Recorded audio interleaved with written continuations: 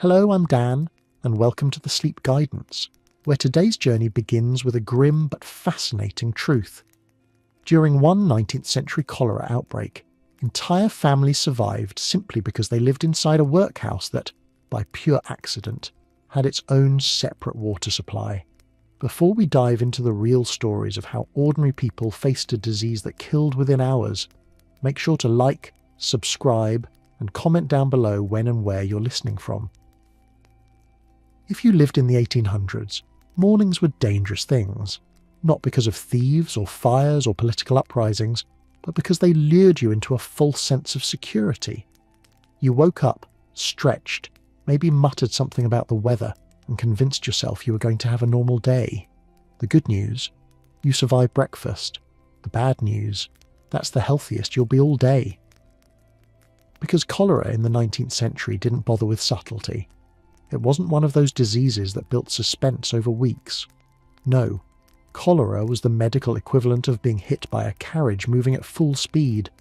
One moment you were upright and functioning, the next you were a crumpled moral lesson in the street. It was shockingly fast, terrifyingly fast. So fast that the phrase, well in the morning, dead by evening, wasn't a metaphor. It was the daily obituary template. Imagine this. You're going about your day, maybe carrying water, maybe scrubbing floors, maybe arguing with your neighbour over who gets the cleaner end of the shared courtyard. Then, suddenly, like someone flipping a switch inside your intestines, you're rushing for the nearest chamber pot. At first, you might think you just ate something questionable. Spoiled bread, suspicious fish, a street vendor with limited ethics. But cholera made its presence known with such violence and speed that any hope of denial vanished almost immediately. The first wave hit the stomach with the elegance of a falling brick. Vomiting, forceful, unstoppable, miserable. Then came diarrhea so sudden and so relentless it felt like your internal organs were filing for divorce. Modern medical texts politely call this profuse and watery. 19th century people called it something less polite, usually shouted across the house in panic. Doctors described the fluid loss as rice water stools, a phrase that unfortunately manages to be both medically precise and emotionally scarring. Then came dehydration. Not the casual, I should drink more water kind. This was catastrophic dehydration, the kind that collapsed your veins, shriveled your skin, and turned your pulse into an unreliable rumour. People who had been chatting normally an hour before might suddenly struggle to speak or move. Their skin grew cold and blue, their eyes sank, their hands puckered. Witnesses described victims looking as though the blood had fled from them, which medically speaking it had. Yet families saw their loved ones transform in real time. One 19th century doctor wrote that patients could lose so much fluid that the body seemed to wither. Others reported that victims felt such overwhelming thirst that they begged for water, even as their bodies rejected it violently. And in households where multiple people fell ill at once, the collapse felt like a small-scale apocalypse. One person down, then another, each within hours. Homes turned into crisis scenes. Neighbours fetched help, bucketed water, or simply waited in fear, knowing that by the time a doctor arrived, assuming you could afford one, it might already be too late. Cholera didn't care about schedules or social etiquette. It didn't wait for clergy or family or the comfort of a final word. Its speed was its weapon, and it wielded it with horrifying efficiency. People described victims slipping from the living world to the dying one in a way that felt surreal. One moment they were sitting up trying to reassure those around them. The next, they were drifting into shock, their heartbeat faint and irregular, their breath shallow. Shock wasn't just a side effect, it was the final act. The rapid fluid loss caused blood pressure to crash, organs to fail, and consciousness to fade.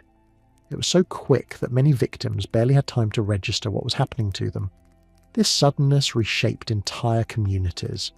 It trained people to fear mornings, to fear meals, to fear perfectly healthy-looking neighbours. It made ordinary routines feel like walking through a trap that only revealed itself after it had already snapped shut. And for the poor, the majority, the unpredictability was devastating. When an illness can kill you in half a day, there is no planning, no preparation, no emotional processing. Just the harsh mathematics of survival. Some lived, many didn't. What truly terrified people wasn't just that cholera killed. Many diseases killed. It was how it killed. Fast, ferocious, and seemingly without warning.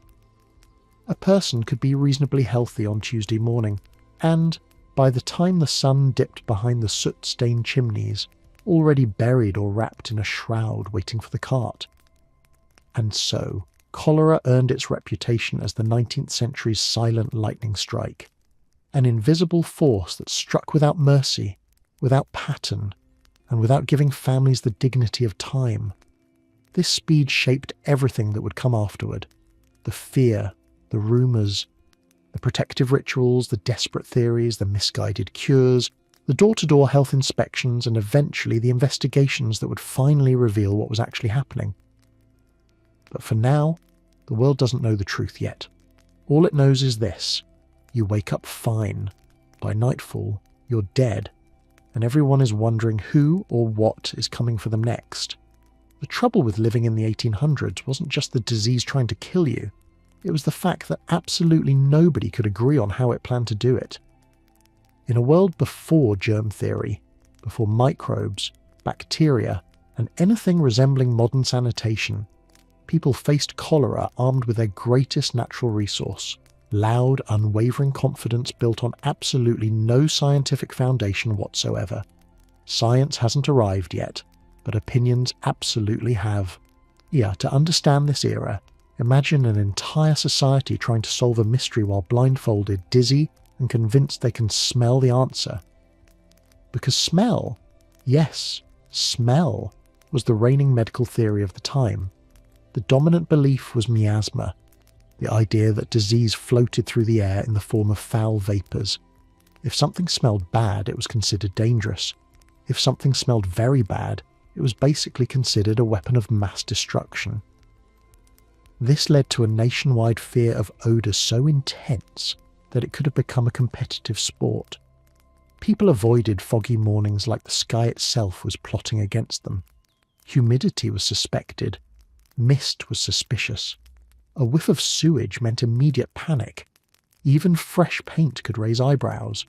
And if the wind shifted in the wrong direction, where entire neighbourhoods became convinced their doom was drifting toward them, like a slow-moving ghost with personal hygiene issues. Miasma wasn't just a theory. It was an emotional worldview.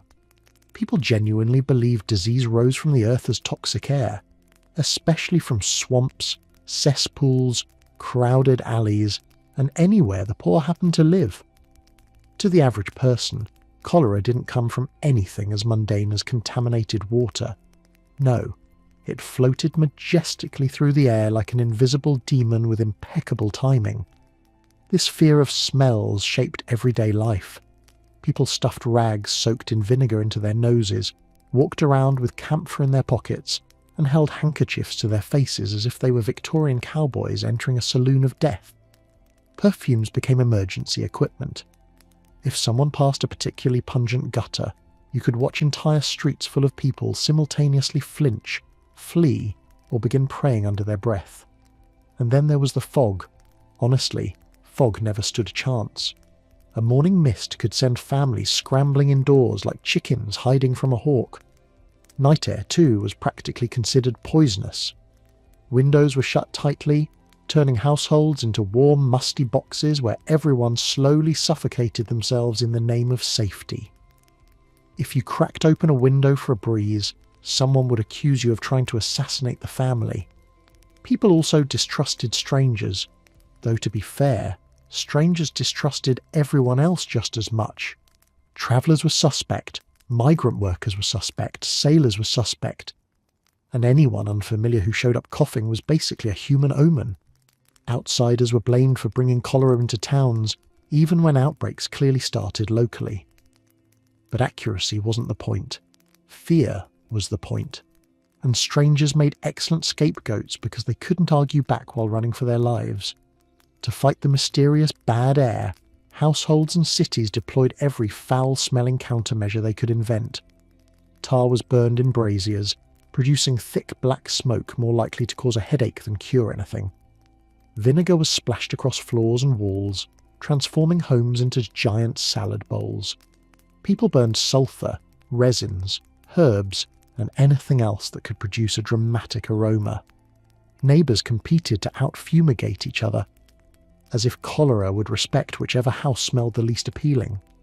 The results were scenes of sensory chaos, streets fogged with smoke, houses reeking of vinegar and camphor, and families walking around sniffing like anxious bloodhounds, searching for the faintest whiff of death. If you didn't know better, you might assume Victorian cities were under attack by malevolent chefs, trying to smoke cure the entire population. All of this confusion created fertile ground for moral theories. If people weren't blaming fog or strangers, they blamed sins. Cholera was seen as divine punishment for immorality, drunkenness, laziness, or general human misbehaviour. Priests preached repentance. Moralists preached abstinence. Everyone preached something. The disease was interpreted as a cosmic scolding, a heavenly clean up your act, delivered via catastrophic dehydration. This belief had real consequences. Some people sought protection by avoiding taverns, brothels, or gambling houses, not because avoiding crowds might reduce transmission, but because they feared being on the wrong side of a cosmic report card. Others attended Mass more often, carried protective charms, or prayed fervently under the assumption that spiritual hygiene might succeed where physical hygiene clearly wasn't. And what about the actual doctors? Well, even the medical community couldn't agree. Many physicians accepted miasma wholeheartedly, while others insisted cholera was carried through personal weakness, improper habits, or a mysterious imbalance in the body's internal humours. If you were unlucky, your doctor might prescribe fresh air or exercise, which was awkward, given that fresh air was supposedly lethal and exercise made you breathe more of it. The result was a dizzying era, where every person, from priest to politician to pub owner, felt completely justified in explaining cholera with confidence. Competing theories swirled as thick as the fumigation smoke rising from the gutters. No one truly knew what was killing people, but no one seemed to have any trouble pretending they did. And that ignorance, combined with absolute certainty, created a social atmosphere as dangerous as the disease itself. People took the wrong precautions, trusted the wrong advice, and put faith in theories that had more to do with superstition and social fears than reality. This chapter of history is a reminder. Long before germ theory, societies tried to fight disease with intuition, prayer, perfume, and pure panic. And because everyone believed different things, nobody could act effectively. The air was thick with smoke, vinegar, and fear, an aromatic cocktail that achieved nothing except making the streets smell like a burnt salad being punished by God. But as strange as this era was, it sets the stage for everything that follows. Because once you believe the air wants to kill you, you begin to take extraordinary measures and make extraordinary mistakes. And cholera was just getting started. If you lived in the 1800s, you trusted water the way you trusted distant relatives at family gatherings, cautiously, politely, and with the faint suspicion it might betray you at any moment. But even that suspicion wasn't nearly strong enough. Because while families were blaming fog, foreigners, and their neighbours' questionable hygiene habits, cholera was quietly riding through the most innocent-looking substance in their homes, the water. The water looks clear, which is exactly the problem. In an age before germ theory, people didn't recognise water as a possible assassin. It was supposed to nourish you, cleanse you, boil your vegetables, and make tea slightly less miserable than life itself. Nobody stared suspiciously at a water jug the way they eyed a cloud of suspicious mist. Water was simple. Water was honest. Water was killing entire neighbourhoods. Cholera spreads through feces-contaminated water, a phrase that alone can make modern readers rethink every romanticised image they've ever had of quaint village wells.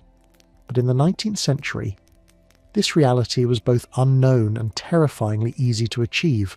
Cities were growing, sewage was not exactly a high priority, and the communal infrastructure was a tragic masterpiece of unintended consequences. Start with the shared pumps. These were neighbourhood lifelines. the Victorian equivalent of a community resource, except instead of offering convenience, they turned into deadly fountains the moment contamination seeped into them. Families lined up with buckets, greeting neighbours cheerfully while unknowingly passing around the microbial equivalent of a loaded weapon. One contaminated well could service dozens of homes. One infected household could poison the source, and one street's pump could sentence an entire block to a week of funerals. But water didn't only come from pumps. Wells dug into porous soil soaked up whatever the surrounding world fed them, and the surrounding world, unfortunately, was often full of things no one wanted near a drinking source. Runoff from outhouses, leaking cesspits, drainage from overcrowded courtyards, and enough human waste to make any modern sanitation worker wake up in a cold sweat. Then there were the rivers. Ah, rivers, the scenic wonders of the city, the arteries of commerce, and the unofficial waste management system for everything and everyone. Sewage flowed into rivers, factories dumped into rivers, dead animals floated in rivers, and yet people still fetch drinking water from those same rivers, sometimes upstream, sometimes downstream, but always with a level of optimism that now feels either admirable or alarming depending on your mood. If you were unlucky enough to live near a communal privy, the risk multiplied. Many neighbourhoods had just one shared toilet for dozens of people, often constructed directly above a pit or cesspool. These cesspools overflowed, leaked, or seeped into the soil, forming a kind of subterranean disaster dripping steadily toward every nearby water source.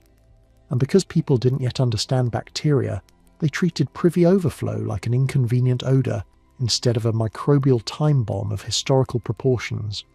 This is where the true horror emerges. Cholera contamination was invisible. No smell, no colour, no taste, nothing to compare against your neighbour's bucket. You could run your hand through it, admire its clarity, and have no idea your body was moments away from declaring a violent mutiny. At least with miasma. People felt they had warning signs, a suspicious smell here, a whiff of foul air there. But clear water, that felt unfair. Being killed by something that looked pure felt like betrayal on a poetic level.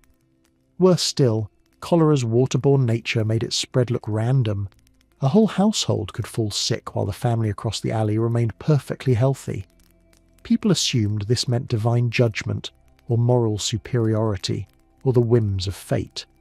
In reality, the difference might simply be that one used the communal pump while the other relied on a private well, or one family scrubbed their vegetables in contaminated water while another boiled everything into mush, or one household lived downhill from a cesspit with aspirations of escape. The randomness unsettled everyone. When a disease floats through air, at least you can see fog rolling in. When you think it comes from smells, you can try to avoid suspicious odours. But water was everywhere. It touched every pot, every wash basin, every cup, every infant's bottle. Suspicion of water required a total rewiring of the mind, and society wasn't ready for that. No one wanted to imagine that the thing they needed most was the very thing killing them. This misunderstanding shaped daily routines. People who feared bad air kept windows shut while their children drank contaminated pump water. Families who burned tar outside their houses still filled their kettles, from rivers sparkling with microscopic horrors. Entire communities performed elaborate rituals to purify the air, and didn't think twice before rinsing their plates in water, mixed with whatever the privy had leaked that week. Even the uncertainty created by this invisible danger heightened the terror. You couldn't predict which household would fall next. You couldn't smell the danger, outrun it, or pray it away. It seeped quietly into daily life, into food, into habits, into every unwashed vegetable and hastily filled bucket. Waterborne cholera was a ghost that needed no introduction and left no trace until the symptoms exploded. One contaminated source could wipe out a whole street in days. One unlucky sip could decide your fate. And because no one understood the mechanism yet, cholera looked less like a disease and more like a curse wandering randomly from home to home. It wasn't random, it was plumbing. But no one knew that. This chapter marks a turning point in the story, not because people figured the truth out yet, but because the real killer has finally entered the frame, a disease that didn't ride on the wind or punish sins or drift in from the fog, a disease that moved with every bucket, every ladle, every glass, spreading with terrifying precision through the one thing everyone assumed was safe. Cholera followed water, not people, and until someone realised that, the water would continue looking clear. Exactly the problem. On the morning of 31st August 1854, Soho was its usual chaotic, noisy, overcrowded self. Milk carts rattled across cobblestones, shopkeepers opened their shutters, and residents fetched their morning water from the Broad Street pump. The neighbourhood's beloved source of refreshment, hydration, gossip, and, as it turned out, catastrophic misfortune. The pump was free, the bill came later. No one suspected that this perfectly ordinary day would become the opening act of one of history's most devastating and famous micro-disasters. Soho was accustomed to grime, yes, but not to what was about to happen. A sudden explosion of death so intense and concentrated that later generations would study it with equal parts horror and fascination. It began quietly, 1 or 2 people falling violently ill, then a handful more. By the next morning, physicians and midwives reported cases from multiple houses around Broad Street. Within hours, the increase was unmistakable. Cholera had arrived not politely, not gradually, but like a neighbourhood-wide ambush. Residents watched as neighbours who had been bustling around just a day before were now collapsing. Over the next 3 days, the outbreak unleashed destruction with astonishing speed. Families who had thought themselves perfectly healthy were suddenly burying loved ones with barely enough time to process what was happening. One local account described people dropping so quickly that households struggled to find the strength, or the additional surviving family members, to arrange help. By the end of the first week, the panic was so severe that residents grabbed what belongings they could carry and fled the neighbourhood in whatever direction felt safest. Soho had seen its fair share of unpleasant smells, questionable sanitation, and crowded living conditions, but this was different. This felt like a force spiralling wildly out of control. Entire blocks emptied practically overnight. Those who had somewhere to go went. Those who didn't remained in the neighbourhood, turning quieter and more tragic by the hour. The numbers mounted with terrifying speed. By the time officials began formally documenting the outbreak, 616 deaths were attributed to this single event. 616 people in a compact grid of narrow streets, a death toll so concentrated that statisticians later struggled to find any historical parallel for just how tightly cholera had coiled itself around Broad Street. Even cities with thousands of deaths didn't witness this kind of neighbourhood-level intensity. What made this outbreak particularly haunting was not just the quantity of deaths, but the compressed time frame. It wasn't months, it wasn't even weeks. The neighbourhood went from functioning to decimated in a handful of days. The speed created scenes that felt almost surreal. Families who had fetched water from the pump one morning found themselves carrying bodies to wagons the next. Shops shut, schools emptied, taverns that normally served as the neighbourhood's social heartbeats locked their doors. Even the notoriously resilient London street vendors disappeared. One newspaper described the streets as strangely still, as if the entire neighbourhood was holding its breath. Those who stayed indoors listened for the dreaded sound of groaning or collapse from neighbouring rooms. The pump itself remained strangely cheerful-looking throughout, gleaming in the sun as though blissfully unaware of the devastation it was causing. People had trusted that pump more than they trusted many of their own relatives. Children played near it. Workers leaned against it during breaks. Mothers filled buckets from it multiple times a day. It was the neighbourhood's most reliable friend until it became the neighbourhood's executioner. The tidal wave of death forced city authorities to act fast. Physicians scrambled to make sense of what they were witnessing. Worried residents packed up carts, boarded carriages, begged relatives to take them in, or simply ran. Fleeing was not simply a strategic choice. It was a reflex born from the terrifying realization that remaining on Broad Street was becoming synonymous with awaiting your turn. The flight transformed the neighbourhood physically. Curtains were pulled shut, half-finished meals were left on tables, fresh laundry hung abandoned, Doors swung open as families evacuated so quickly they didn't even bother to latch them. Entire buildings seemed to empty between morning and afternoon. The tragedy hit hardest those who couldn't leave: the elderly, the poor, the sick, and the unlucky. They stayed in a neighbourhood hollowing itself out. Their isolation, combined with the speed of the outbreak, made this episode one of the most emotionally devastating in London's already grim medical history. Officials could see the pattern. Deaths clustered around Broad Street in a near-perfect ring. The closer a household was to the pump, the more likely its occupants were to fall ill. The further one moved from the pump, the safer people seemed. It was a geographic nightmare painted in human loss. When the final tally came in, those 616 deaths, the number became more than just a statistic.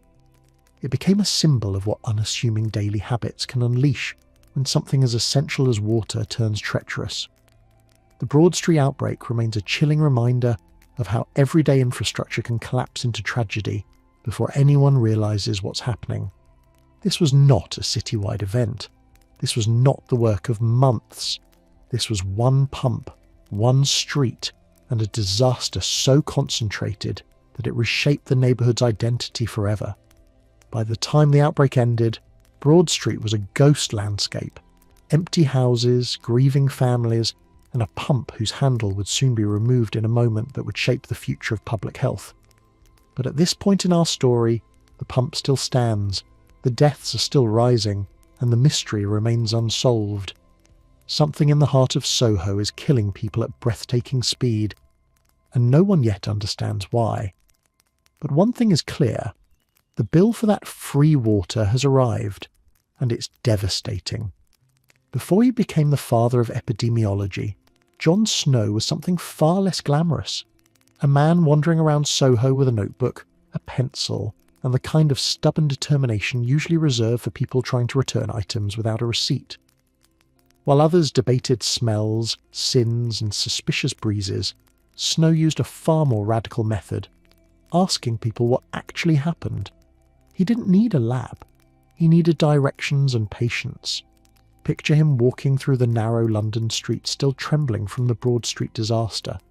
Quiet houses, shuttered shops, and the lingering tension of a neighbourhood that had just lived through the medical equivalent of a lightning strike. Snow wasn't there to soothe, or preach, or speculate. He was there to count, and ask questions, and knock on doors until he had enough information to form a picture no one else could see yet. His investigation was so simple that it almost seemed naive. Go house to house, talk to survivors, talk to the families of victims, and record every detail. In the mid-19th century, this was practically a scientific revolution. Most medical men preferred theories over testimony, but Snow preferred the one thing London had in overwhelming abundance: people who had suffered through the outbreak and were willing to tell him exactly what happened. He moved from home to home, climbing narrow staircases, stepping across uneven floors, speaking with grieving parents, anxious spouses, exhausted labourers, and shell-shocked survivors. He asked who had fallen ill, who had died, what they had eaten, where their water came from, and, most importantly, which pump they used. None of this was sterile data. These were real families discussing real losses in rooms that still smelled faintly of fear.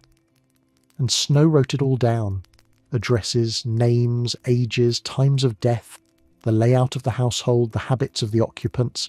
Everything became a data point. In a time when most people assumed disease floated around like an angry cloud, Snow was quietly sketching a map of tragedy so precise that it could have doubled as a street-level crime scene diagram. The most telling pattern emerged almost immediately. The closer a household was to the Broad Street pump, the more likely its occupants were to have fallen ill. Deaths radiated from that pump like rings expanding from a stone dropped in water. Or, when he plotted his findings onto a map, the clustering was impossible to ignore. A visual argument so convincing that it made other explanations look ridiculous in comparison. One house had lost nearly the entire family. Another had only one survivor. Several lost children within hours, their small bodies quickly overwhelmed by dehydration. House after house told the same story: and Snow recorded them with the steady hand of someone who understood that behind every tally was a shattered household. But the investigation wasn't just about tragedy, it was about puzzling contradictions that sharpened Snow's thinking. Some households, just steps away from massive loss, appeared entirely untouched. Why? One family told him they never used the Broad Street pump because they disliked the taste. Another household fetched water from a different district entirely because they found the Broad Street pump inconvenient. These exceptions weren't just interesting, they were explanatory. They turned chaos into pattern. Snow noted another striking detail. Many of the worst affected homes belonged to working-class families whose daily routines revolved around fetching water from the nearest source. Children carried buckets from the pump, mothers used its water to cook, fathers drank from it during meals. The pump wasn't just a fixture of the street, it was a lifeline, and that lifeline, unbeknownst to everyone, had become a channel of death. His door-to-door work revealed a level of granular detail that no official record could have captured. He found out when people fetched water, how often, and for what uses, and he learned which households boiled water and which didn't. He identified how living arrangements influenced exposure. Multi-family homes crowded around a single tap were devastated. Wealthier renters with private water access often remained entirely healthy. By the time Snow finished knocking on doors, he hadn't just created a data set, he had created a biography of the outbreak itself. Each mark on his map represented a life. Each cluster pointed to a cause. Each exception strengthened his hypothesis. And most importantly, every household he visited added another piece to a puzzle that no one else had bothered to assemble. Yet what made Snow's method powerful was its humility. He didn't stride into homes waving theories. He didn't lecture grieving parents about vapours or divine punishment. He listened. He gathered their stories. And those stories, stitched together, formed a picture more accurate than anything the medical establishment had offered. His map, later famous, but at the time just pencil on paper, was the quiet triumph of his investigation. No rhetoric, no mystical explanations, no appeals to the heavens, just evidence, precise, human, heartbreaking evidence that pointed straight to a poisoned water source. Snow didn't discover the bacteria. He didn't know about microbes, but he knew the geography of misery better than anyone else. He knocked on doors until the city itself told him the truth. And once he saw that truth, it was impossible to unsee. The Broad Street pump wasn't just a water source, it was the centre of the outbreak's universe. And that universe was about to collapse. If the Broad Street outbreak had a shape, it wasn't a fog drifting over rooftops or a divine curse wandering aimlessly. It was a circle, a precise, horrifying, almost geometrically offended circle that spread outward from a single point on the map with frightening mathematical discipline. When over 500 fatal attacks were recorded within 250 yards in just 10 days, the effect was nothing short of anatomical. It was as if the neighbourhood had been dissected by an invisible compass.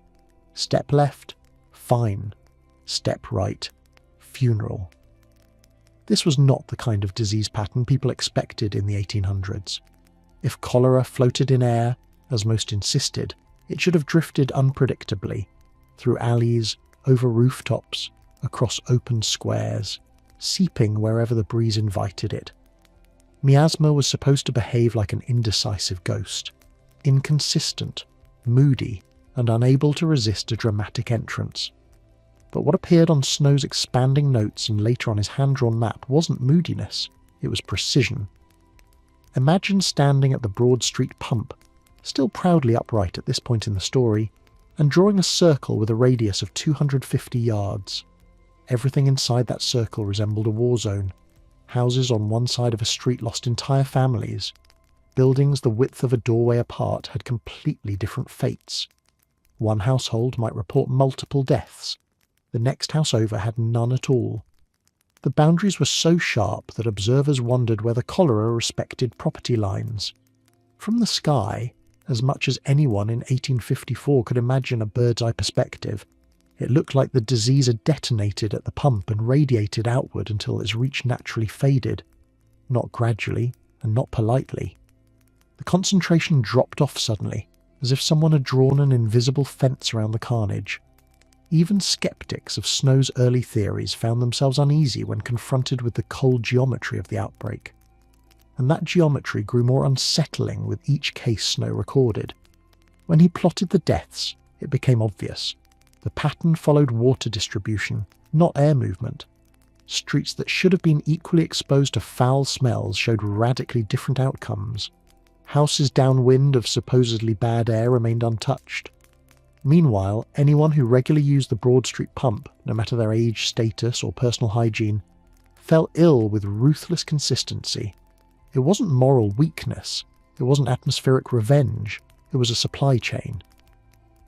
Within those 250 yards lived workers, shopkeepers, and families with small children, lodgers, chimney sweeps, tailors, bakers, seamstresses, and servants. Many of them had little in common except their reliance on the same water source. That was enough. Cholera didn't discriminate by professional personality. It followed plumbing and foot traffic. The abruptness of the boundary stunned not only Snow, but the few officials willing to look at the data without flinching. If miasma had been responsible, the deaths should have smeared across the map like spilled ink. Instead, they clustered like iron filings around a magnet. Inside the zone of devastation, chaos reigned. Outside it, life continued so normally it felt insulting. There were reports of people moving temporarily to lodgings barely 2 streets away, and recovering simply because the water was different. Yet others who visited Broad Street only occasionally, perhaps for a quick drink or to fill a jug, suffered sudden severe illness that seemed baffling until the pattern emerged. Once Snow pointed out the spatial relationship, it felt obvious in a way that made people uncomfortable. No one likes discovering that a catastrophe has rules. But perhaps the most horrifying aspect of the spatial pattern was how small the lethal radius was. 250 yards, barely a 2-minute walk. The outbreak zone was so compact that someone could stand on its edge and look across at completely unaffected homes. From a distance, the neighbourhood appeared intact. But stepping inward was like crossing an invisible border into a place where life had temporarily collapsed. Doors hung open, curtains stayed drawn. Entire buildings sat silent except for the occasional cry or the sound of someone desperately fetching water, ironically from the very pump causing the destruction. The horror deepened when Snow mapped not just where people lived, but where they died. The pattern didn't align with the flow of wind or the topography of the streets. It aligned almost perfectly with the households that drew water from the Broad Street pump. Even visitors, delivery boys, workers, children sent on errands, left ghostly footprints on the map. It didn't matter where they lived. What mattered was where they drank. The sharp boundaries made the outbreak feel almost sentient. It looked like the disease had made deliberate choices, respecting some streets and decimating others. People struggled to make sense of it. Neighbours argued, doctors debated, clergy prayed, and pamphleteers offered theories ranging from the poetic to the unhinged. But nothing explained the pattern better than the simple, horrifying truth Snow was uncovering. Cholera followed water distribution lines the way a shadow follows light. Even without identifying the microscopic killer, Snow could see its footprint, and that footprint was unnervingly tidy. The tragedy of this chapter isn't just the number, those 500 fatal attacks in 10 days, but the way the outbreak laid bare the entire neighbourhood's dependence on a single point of failure. It showed how vulnerable communities were when their most essential resource turned against them. And yet, even with such clear spatial evidence, the world still wasn't ready to accept Snow's explanation. The data was compelling, the map was terrifying, and the boundaries were undeniable, but tradition and belief were stubborn obstacles. Still, the lines were drawn, literally, a circle of death around a single pump, defying every established idea of disease and quietly whispering the truth that would soon change the course of public health. But for now, in this moment of our story, the pattern is visible only to one man with a notebook, and a city still trying to blame the air for what the water had done. In the middle of a neighbourhood collapsing from cholera, where entire streets were drowning in grief and panic, one building stood curiously calm, almost smugly so. This was the local workhouse, a place nobody ever described with positive language. Workhouses were infamous for misery, overcrowding, and meals that tasted like someone had boiled disappointment. Being sent to one was rarely considered good news, and yet, in the Broad Street outbreak, something astonishing happened. Out of 535 inmates, only 5 died of cholera. Let's put this in perspective. Outside its walls, death was sweeping through homes with terrifying speed. Families living just a few feet away were losing children, parents and neighbours within hours. Streets that normally rang with the clatter of carts and the chatter of residents had fallen eerily silent. Soho was becoming a patchwork of closed shutters and feverish households, all orbiting a pump that had turned treacherous. But inside the workhouse, life continued with a strange sort of monotonous normalcy. People woke, worked, and grumbled as usual. The routine misery went on uninterrupted. The good news? You're trapped in a workhouse. Congratulations, it just saved your life. To understand why this anomaly mattered so much, you need to imagine how baffling it looked at the time. The workhouse was close, very close, to the centre of the outbreak. It sat well within the deadly radius. It housed hundreds of people in close quarters, and historically, crowded institutions had a habit of turning mild diseases into catastrophic ones. Plagues typically adored places like workhouses, lots of bodies, little ventilation, and absolutely no personal space. But cholera didn't seem to care. It barely touched them. When John Snow examined the neighbourhood, this discrepancy hit him like a flashing arrow on a map. Hundreds dead in the surrounding blocks. Whole families wiped out. A pattern so dense that the outbreak looked like a dark halo around the Broad Street pump. And right there, in the middle of it all, a massive, highly vulnerable population, almost untouched. It made no sense, which scientifically speaking made it priceless. The key, as Snow soon discovered, wasn't luck. It wasn't divine mercy. And it certainly wasn't the famously bland workhouse diet, though one could argue that if cholera truly spread through taste alone, workhouse porridge might have repelled it. No, the secret was water. The workhouse had its own private water supply, completely separate from the Broad Street pump. While the rest of the neighbourhood relied on that contaminated source, the workhouse drew its water from a different provider. The inmates weren't lining up at the pump each morning. They weren't cooking with its water, washing with it, or drinking it. They were, quite unintentionally, and shielded from the very thing that was devastating everyone else. This turned the workhouse into an enormous natural experiment, a control group no one meant to create. And it told Snow something no theory of bad air could explain. If cholera was floating around in the atmosphere like a vengeful cloud, the workhouse should have been obliterated. Crowding alone would have guaranteed that. But if cholera followed water, then the workhouse should have far fewer cases, and that is exactly what Snow found. Households on the same street suffered terribly. Lodging houses a few steps away saw half their occupants collapse. Meanwhile, the workhouse, arguably the most crowded building in the entire district, was practically untouched except for those 5 unfortunate cases.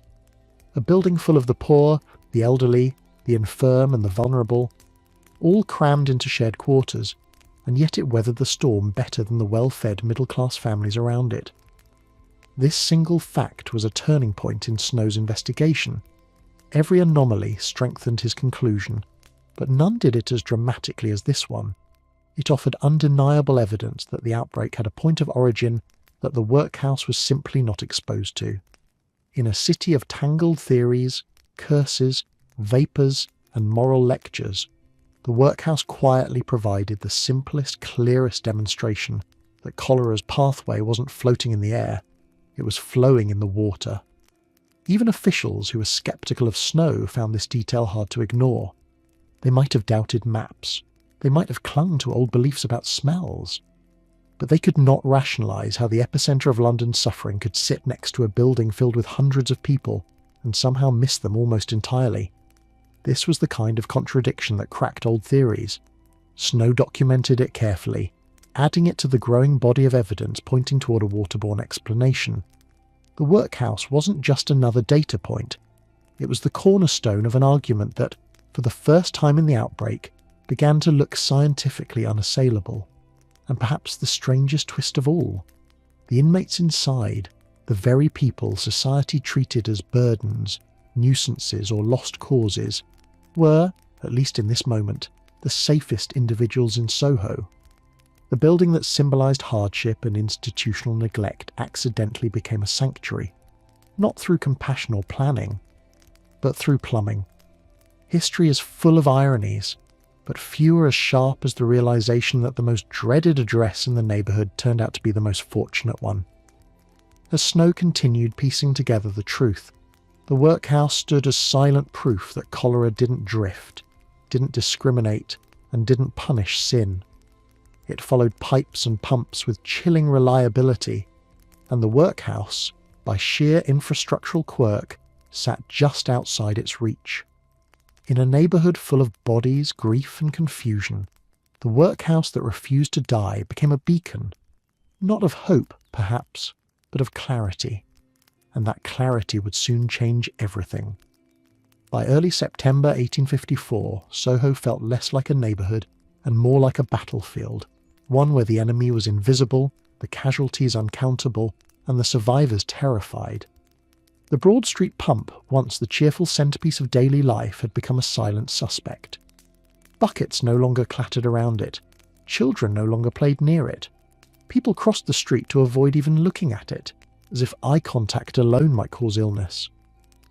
The outbreak was slowing, but fear lingered like smoke after a fire. Into this landscape walked John Snow, armed with a stack of notes, a hand-drawn map, and the kind of conviction usually found in people who've done all the homework and know they're right. He had spent days interviewing households, tracking deaths, charting patterns, and puzzling out the logic behind the spatial catastrophe. Now it was time to present his findings to the only group with the authority to do something decisive, the Board of Guardians for the parish. The meeting took place on the 7th of September 1854, in a room where tension sat as heavily as the smell of disinfectants and desperation. The board members were exhausted, some grieving, some defensive, all confused. Theories had been argued. Blame had been passed around like a hot coal. No one wanted to make the wrong decision, but no one knew what the right one was. Snow walked them through his evidence with the calm precision of someone who trusted data more than tradition. He explained the clustering of deaths, the proximity pattern, the households that suffered and those that inexplicably did not. He described the workhouse anomaly, the high death toll within a 250-yard radius, and the interviews that had revealed exactly who drank from Broad Street and when. Then he pointed to the unavoidable conclusion. The pump was the source. The board members listened, some sceptical, some curious, some privately horrified. Snow wasn't offering a philosophical argument or a theological interpretation. He was presenting straightforward, observable facts. This wasn't about morality or fog or divine judgment. It was about a malfunctioning water supply. He later wrote of that meeting. I had an interview with the Board of Guardians of St. James's Parish on the evening of Thursday the 7th September. In consequence of what I said, the handle of the pump was removed on the following day. It's such a modest sentence, so understated, so Victorian. It glosses over the enormous leap it represented, a decision to act on evidence rather than superstition, to intervene not with incense or prayer, but with a wrench. The next morning, the 8th of September 1854, a workman approached the Broad Street pump. The street was quieter than usual, a mixture of dread, grief, and weary relief. A small crowd gathered, watching with a mix of curiosity and suspicion as the men loosened the bolts. Then, with a simple tug, they removed the pump handle. There was no trumpet fanfare, no applause, no dramatic proclamation, just a limp metal lever held in a workman's hand and a pump that would never again deliver water or death. One handle, hundreds of lives, zero applause. And yet, despite the quiet, it was a moment of seismic importance.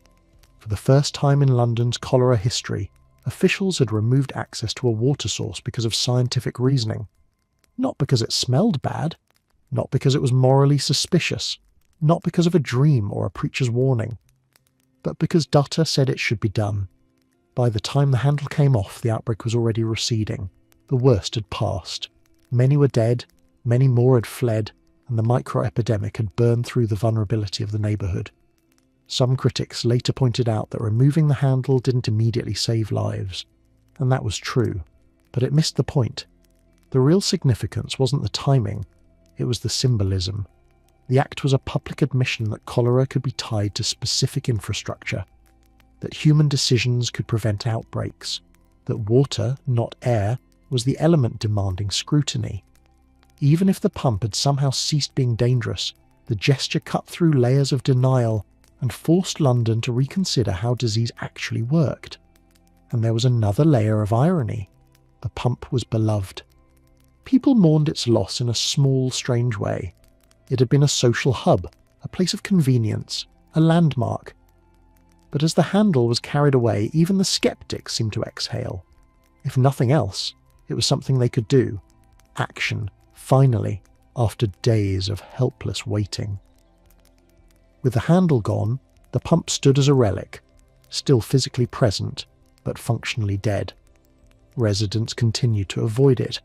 Children treated it as a haunted object, and Snow, having succeeded in one of the earliest acts of evidence-based public health intervention, returned to his work knowing the fight wasn't over.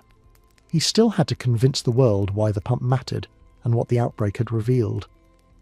But for now, in this moment, the pivot had been made. London had acted not on fear, but on reason. The pump had been stopped. The flow of death had been symbolically and literally interrupted. And in the quiet after the handle's removal, something profound settled over Soho. The realisation that maybe, just maybe, the world didn't have to accept cholera as a mysterious curse. Maybe it could be understood. Maybe it could be prevented. Maybe, with enough evidence and enough stubbornness, a single pump handle could reshape public health. But only after someone was brave, or tired, enough to say, right, that's enough water from that pump. To understand how Britain handled cholera in 1848 to 1849, you must imagine a nation attempting public health with the enthusiasm of a troupe of actors who haven't read the script but are absolutely committed to performing it anyway. Enter the General Board of Health, an organisation assembled in the spirit of we must do something, and preferably loudly, and armed with a strategy that blended civic duty, frantic improvisation, and a deep suspicion of anyone living in a working-class neighbourhood. When cholera returned to Britain in 1848, the board had two goals. Don't let everyone die. Make it look like you're doing more than panicking. The result was an epidemic management strategy that combined earnest public health measures with a generous sprinkling of Victorian overconfidence. If modern epidemiology is a scalpel, 1849's version was a broom, swung vigorously in all directions in the hope it might achieve something. The first tool in their arsenal was house-to-house inspection, a practice that quickly became the era's signature move. Inspectors marched through crowded districts with clipboards, stern expressions, and the unstoppable confidence of people who believed cholera lurked in untidy laundry. Their mission? Knock on doors, check for nuisances, and advise families on proper cleanliness, often while standing in buildings that had been designed before indoor plumbing was a concept. Working-class households usually received these visits with a mixture of resignation and irritation. Wealthier households, on the other hand, were rarely inspected at all.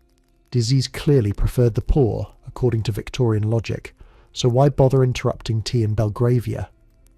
Surveillance of the lower classes was not just a health policy, it was a hobby. Inspectors recorded everything: the number of occupants, the state of the floors, the smell of the room, the presence of damp, and any sign that the family might be enjoying life a bit too much. If an inspector knocked while you were sleeping, cooking or grieving, too bad. When in doubt, knock louder and blame filth. Once the door-to-door lectures began, the next phase of epidemic warfare followed. Lime washing. Lime wash, a chalky mixture touted as the cure for everything from disease to gloom, was applied liberally to walls, ceilings, floors, stairwells, and occasionally the residents if they stood still too long. It didn't kill cholera, But it did make homes look chalkier and smell faintly of a failed art project. Inspectors treated lime wash like holy water, instructing families to apply it frequently, enthusiastically, and ideally in front of witnesses. Then came waste removal, a process that might sound reassuring until you remember that most 19th century waste systems consisted of cesspools, shared privies, and drainage ditches that would make a modern plumber scream. Workers hired by local boards carted away mountains of refuse, ashes, garbage, human waste, animal remains, believing that removing offensive matter would starve cholera of its favourite environment. And to be fair, it did improve street conditions. But cholera, which cared more about water contamination than the aesthetics of alleyways, barely noticed. Still, there was something admirable in the sheer determination. Night workers shovelled and scraped until the streets looked passably sanitary. Carts groaned under the weight of filth. Entire blocks smelled faintly of lime, soap, and civic desperation. For once, clean sidewalks became a patriotic symbol. Citizens were urged to tidy their houses, scrub their yards, and avoid anything that might produce a smell strong enough to make an inspector faint. Yet none of this, the knocking, the scrubbing, the carting, addressed the true source of the problem. The idea that cholera might spread through contaminated water didn't fit neatly into the era's obsession with visible mess. Air was the enemy, not plumbing. If a neighbourhood suffered high mortality, officials focused on the number of people per room, the ventilation patterns, the state of the drains, or whether the family had been sufficiently stern with their housekeeping.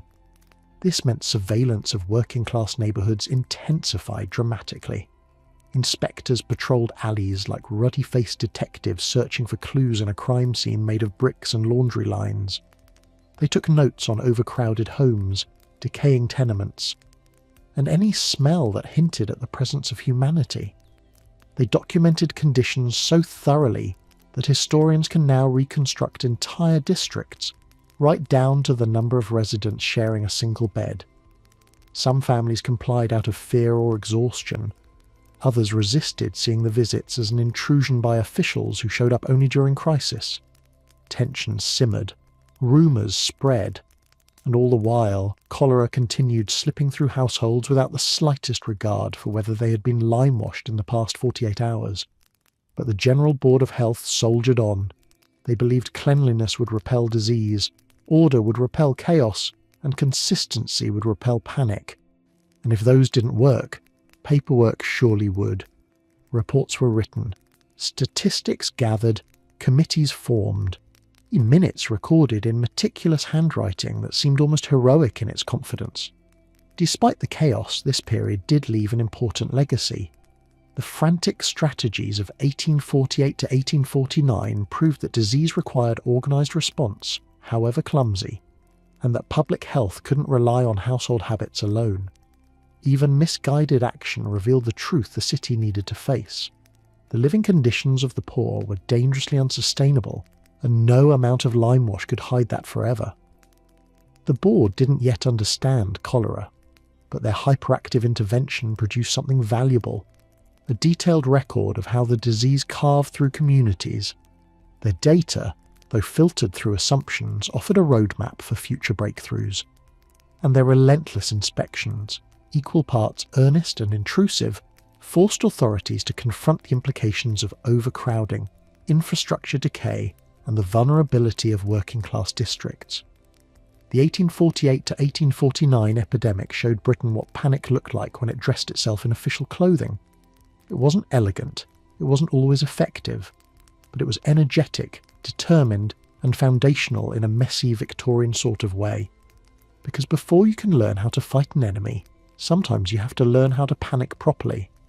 There are historical moments when governments become deeply invested in the private lives of citizens, census years, wartime drafts, tax season.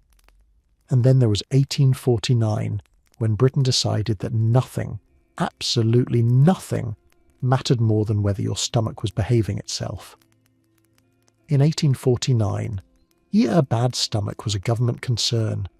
During the cholera wave of 1848 to 1849, officials believed they had finally found the secret to stopping the disease: catch it early. Not when someone collapsed, not when they turned blue from dehydration, but before the real horrors began. The magic phrase was premonitory diarrhea, a term that sounds both self-important and vaguely apologetic, as if even the wording is nervous about what follows. Nowhere did this obsession manifest more dramatically than in Bethnal Green, one of London's most overcrowded and heavily monitored districts. The numbers recorded there were so staggering that modern readers might assume they were collected by someone with a shaky grip on reality or a broken abacus. But no, the officials were very serious, very thorough, and perhaps a little too enthusiastic about recording the gastrointestinal status of tens of thousands of working-class residents. The famous statistics from Bethnal Green read like the world's bleakest medical census: 43,737 cases of premonitory diarrhea, 978 cases approaching cholera, 780 full cholera cases, 17 bodies found without any medical attendance. That's not a district report. That's a digestive apocalypse. To Victorian officials, these numbers were a goldmine of insight. To residents, it was Tuesday. The logic was simple. Too simple, as history would prove. If diarrhea came before cholera, then treating the diarrhea immediately might prevent the worst. This belief turned mild stomach upset into a full-blown public health emergency. Households were trained to report even the slightest intestinal irregularity. Inspectors arrived at doorsteps to ask questions no stranger should ever ask, and medical officers distributed advice leaflets warning that waiting even 1 hour after symptoms might invite catastrophe. Imagine living in a city where the government wants you to file a report every time you feel a little gurgle, where neighbours gossip about who rushed to the dispensary and who kept it quiet, where families hover anxiously every time someone clears their throat after dinner. It was a society one suspicious noise away from collective meltdown. Bethnal Green became the epicentre of this vigilance. The district already had a notorious reputation: overcrowded housing, poor sanitation, and families packed into single rooms like unsupervised laundry.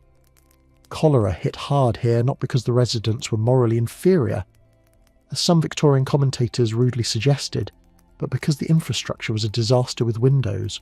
So when the epidemic took hold, the area essentially became a live-action spreadsheet. Inspectors, fueled by caffeine, fear, and a misplaced sense of destiny, knocked on doors with clipboards ready. They logged cases, counted symptoms, and recorded deaths with an efficiency that would make modern bureaucrats weep with admiration. The belief that premonitory diarrhea held the key to survival shaped every aspect of the epidemic response. Families were urged to seek immediate treatment at special cholera dispensaries. Physicians ordered rest, warmth, and a variety of remedies ranging from sensible hydration efforts to less sensible Victorian pharmaceuticals. Parents monitored their children for any signs of intestinal mischief, and entire households lived in fear of the first rumble. But the sheer scale of Bethnal Green's recorded cases raises a question. Did 43,737 residents genuinely experience pre-cholera symptoms? Or did the community simply become so paranoid that normal bodily functions were reclassified as early warning sirens? Given the psychological climate, the latter seems increasingly believable. When everyone is told that a stomachache might kill you, you don't take chances. Even indigestion becomes a public health event. The 978 cases labelled as approaching cholera represent a subset that frightened officials even more. These were the people who had progressed beyond mild diarrhea, but were not yet in the throes of the fatal collapse. They hovered in a grey zone between manageable illness and imminent danger. To Victorian authorities, these cases were where intervention mattered most. To the patients, it was a miserable waiting game. The 780 full cholera cases recorded in Bethnal Green tell the rest of the story. If premonitory symptoms were the neighbourhood's warning whispers, full cholera was its scream. Families endured rapid decline, neighbours rushed in with basins, blankets and prayers, and inspectors arrived to document outcomes with grim precision. And then there were the 17 bodies found dead without medical attendance. These numbers say more than any report could. They reveal the vulnerability of the very poor, the isolated, the elderly, and those living alone. They are the silent victims who slipped through the cracks, too sick or too powerless to seek aid, discovered only after the worst had already happened. But what makes this episode historically fascinating is how intensely Victorian officials focused on this early symptom strategy. They believed, with earnest determination, that if they could catch diarrhoea early, they could prevent cholera deaths entirely. This belief drove dispensaries to open around the clock. It justified the intrusive household visits. It powered an entire apparatus of public health mobilisation. Ironically, though officials misunderstood the disease mechanism itself, their strategy wasn't entirely misguided. Modern medicine agrees that early hydration helps prevent the fatal shock cholera induces, but Victorian methods lacked the knowledge of waterborne transmission and were executed with the subtlety of a marching band. The legacy of the premonitory diarrhoea obsession is a portrait of a society desperately trying to understand a crisis with incomplete tools. Their approach was flawed, but their effort was immense. They cared, sometimes too loudly, sometimes too forcefully, but undeniably. In Bethnal Green, early symptoms became politics, digestion became data, and in 1849, the simple act of having a stomachache turned into a civic responsibility. Because in that year, your intestines weren't just your business, they were everyone's business. If you really want to understand why cholera thrived in 19th century Britain, don't start with grand maps, medical theories, or government reports. Start with a single courtyard, 11 houses, 35 people, and one privy, a polite Victorian word for shared toilet, though shared ordeal might be more honest. In this cramped cluster of humanity, 15 people died during the cholera outbreak. That's not a statistic, that's a math lesson written in grief. And the math was brutal. When 35 people depend on one waste pit built directly into the ground, you don't need a medical degree to see where things can go wrong. But the 1800s were a time of optimism, denial, and architectural decisions made by people who clearly never had to stand in line for the thing they designed. Privacy was rare, so was survival. Let's picture this courtyard the way investigators documented it. A cramped open space hemmed in by small brick houses, laundry lines crisscrossing overhead, children running between doorways, and adults attempting to live normal lives despite conditions that made sanitation sound like an abstract rumour. In the centre or corner, a single wooden privy, worn down by use, smelling like a warning sign, and sitting above a cesspit whose contents seeped into the soil like a slow-moving disaster. This wasn't unusual. In cities growing faster than infrastructure, shared privies were the norm. They filled quickly, overflowed regularly, and leaked continuously, quietly connecting the digestive systems of entire neighbourhoods in ways too horrifying for the Victorian imagination. And yet, people accepted this as part of life, because what other choice did they have? Many families lived in one room, some shared beds, some slept in shifts. The privy was often the only part of the property that didn't require rent. But in a cholera outbreak, the privy was more than inconvenient, it was lethal. Waste pits weren't sealed, they weren't reinforced, they weren't lined with anything more scientific than wishful thinking. Liquids percolated downward into the soil that sat directly beneath homes, yards, alleys, and, most importantly, wells and water channels. You could draw water from a pump on Monday and flush waste into the ground on Tuesday, and never realise the two activities were connected in the world's most tragic plumbing loop. And in our example courtyard, this connection became a death sentence. Of the 35 people who lived there, 15 died, a mortality rate so high that it shocked even the hardened inspectors who had watched cholera tear through working-class districts. These weren't people living miles apart with different habits or different exposures. And these were families whose back doors opened into the same yard, who used the same water supply, who depended on the same privy, and whose fates were tied together more tightly than they ever realised. Victorian officials, steeped in the miasma theory, interpreted this through their own lens. Cramped living conditions, foul smells, stagnant air, and degrading habits of the poor. And yes, overcrowding contributed in its own way. But the real killer wasn't the smell rising from the privy. It was what seeped downward. Imagine stepping outside your door each morning and passing the one structure in your courtyard guaranteed to contain every neighbour's contribution to the microbial world. Imagine children playing next to it.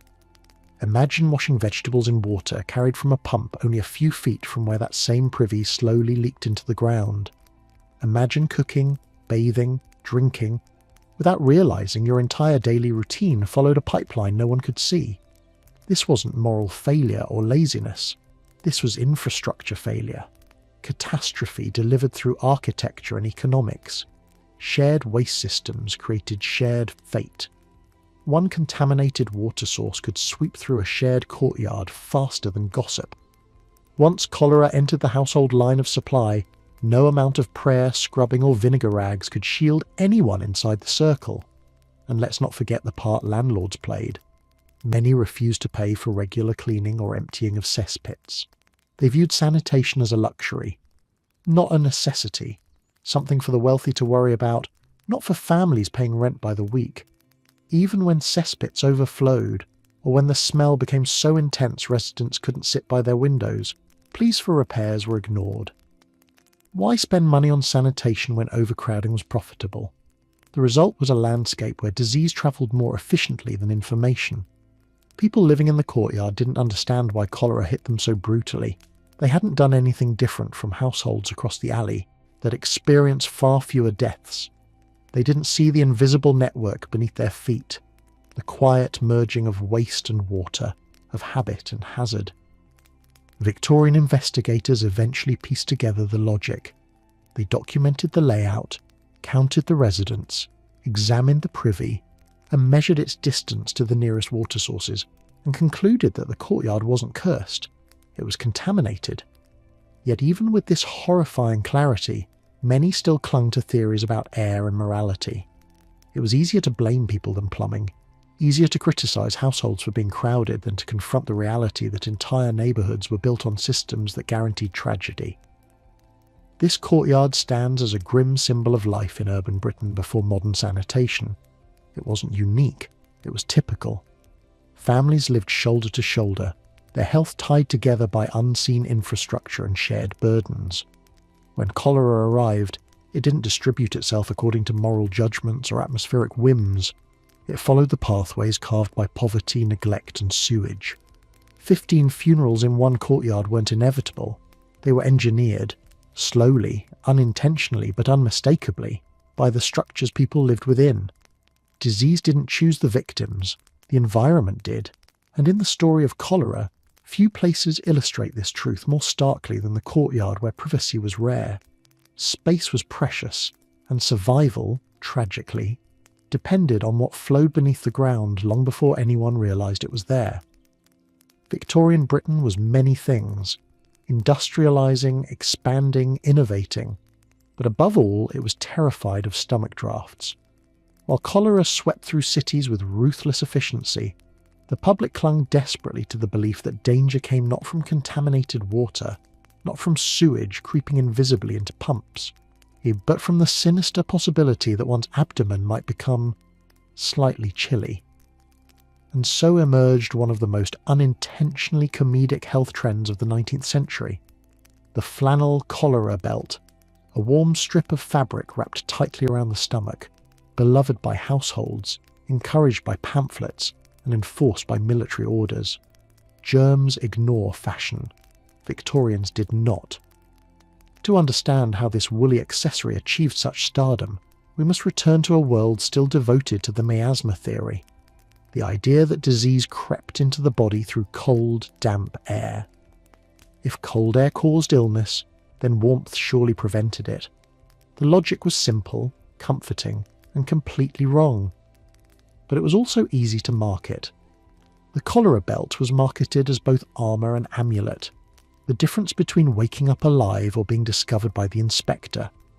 Advertisements and advice pamphlets, sold for the modest price of 2p, offered detailed instructions on how to cut, fold, fasten, and maintain one's protective flannel. These guides carried the tone of military briefings, warning that life and death hinged on whether your stomach felt pleasantly toasty. And people believed it, fully, enthusiastically, entirely. Walk into any working-class neighbourhood during an outbreak and you'd find half the population sweating under layers of wool, miserable but convinced they were one step ahead of cholera. Mothers wrapped belts around children as if preparing them for a parade. Elderly men tied them so tightly around their middles that bending became optional. Servants stitched belts for employers. Tailors sold custom cholera belts to match fashionable coats. Winter wasn't required. Fear provided all the chill they needed. Victorians loved these belts for the same reason people throughout history loved talismans. They offered control, warm, woolly, and blissfully unaware of Vibrio cholerae. But no group embraced the cholera belt with more bureaucratic passion than the British military. The army didn't just recommend them, it issued them. Every soldier was expected to wear one, like a woolen badge of survival. Lose it, and you faced a 1 shilling fine, a significant penalty at the time. Being court-martialed for misplacing your stomach scarf was a real possibility. Military manuals described the belt as essential equipment, listed right alongside boots and bristles. Officers conducted belt inspections. Servicemen learned how to wrap them properly, how to keep them clean, and, most importantly, how not to misplace them. If the belt slipped during training, replace it immediately. If it felt loose, tighten it at once. If you hated every minute of wearing it, too bad. Health and nation depended on it. The irony, of course, was staggering. Soldiers could march through sewage, drink from contaminated wells, sleep in overcrowded barracks, and eat rations that should have been placed under quarantine themselves. But as long as their midsection was warm, medical authorities declared them fortified. Even civilian medical advice agreed. Health writers warned that failing to keep the abdomen insulated invited cholera through the pores. Pamphlets insisted that sudden chills weakened the stomach and opened pathways for disease. Families treated belts like life preservers, better itchy than dead. What makes the cholera belt phenomenon so historically delicious is how incredibly earnest it was. No one wore the belts, ironically. People didn't wink at neighbours when they tightened their woolen wraps. Fear made believers of everyone, from shopkeepers to schoolchildren to soldiers stationed overseas. The belt wasn't a joke, it was a lifestyle. But behind the humour lies a deeper truth about how people respond to crises. When the cause of a disease is unknown, the mind reaches for patterns, symbols, and rituals that offer emotional security. The belt was warm, tangible, and reassuring. Water, on the other hand, looked clean even when deadly. It's no wonder the public placed their faith in flannel rather than invisible hazards. In this sense, the cholera belt wasn't foolish. It was human. Every generation creates its own version of protective behaviour based on partial knowledge and overwhelming anxiety. For the Victorians, stomach warmth became synonymous with survival. The belts also offered something the era desperately lacked: agency. When cholera arrived, it hit suddenly and brutally. It killed swiftly, unpredictably, and often silently. Families had little control over their circumstances, and public health tools were still evolving. But wrapping a belt around your waist? That felt like action. It felt like taking a stand against an enemy no one understood. And as the outbreak surged, the sight of adults fastening wool beneath their clothing became a strange comfort.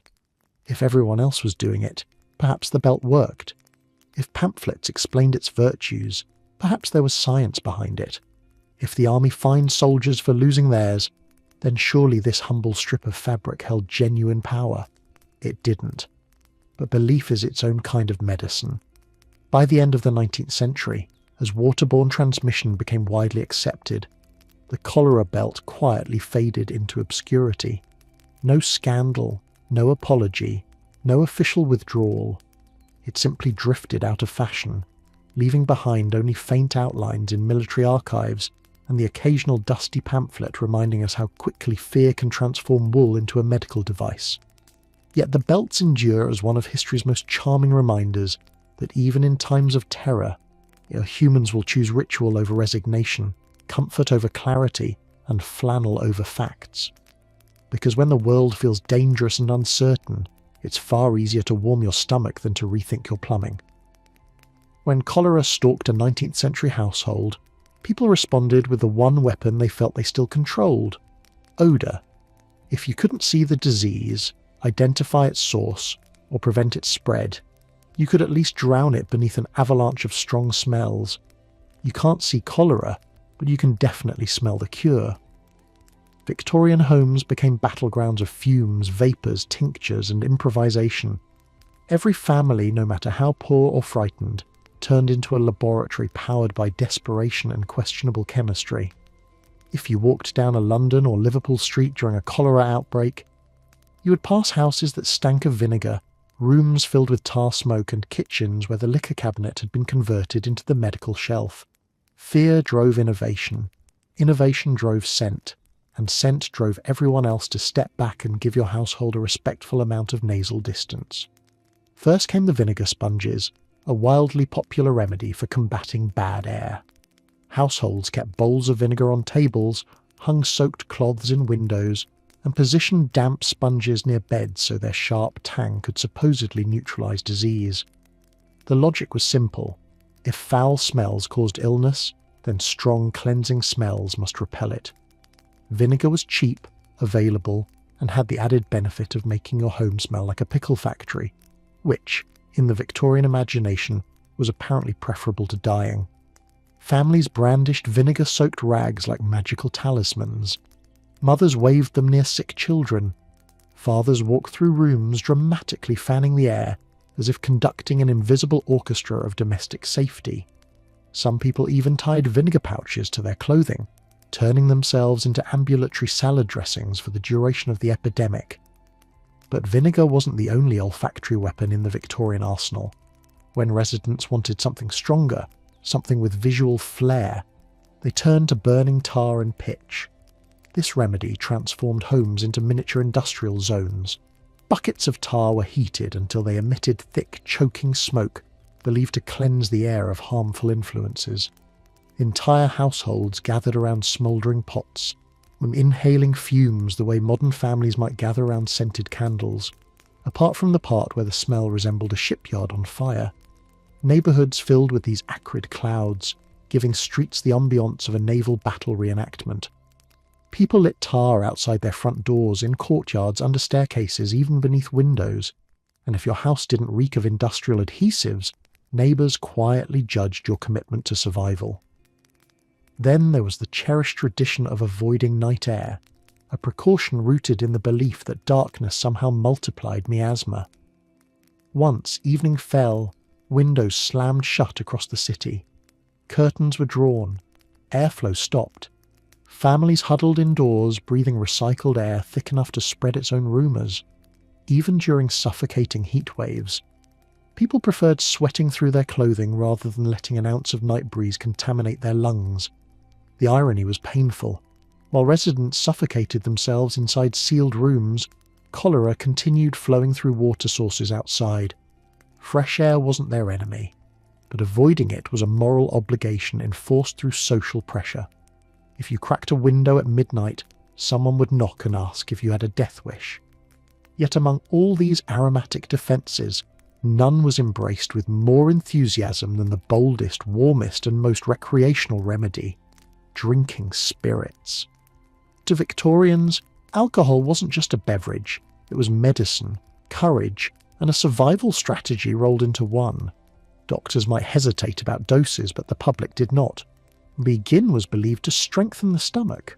Rum was thought to fortify the nerves. Brandy was basically divine protection in liquid form. If cholera threatened your home, pouring yourself a drink wasn't indulgence, it was responsible health management.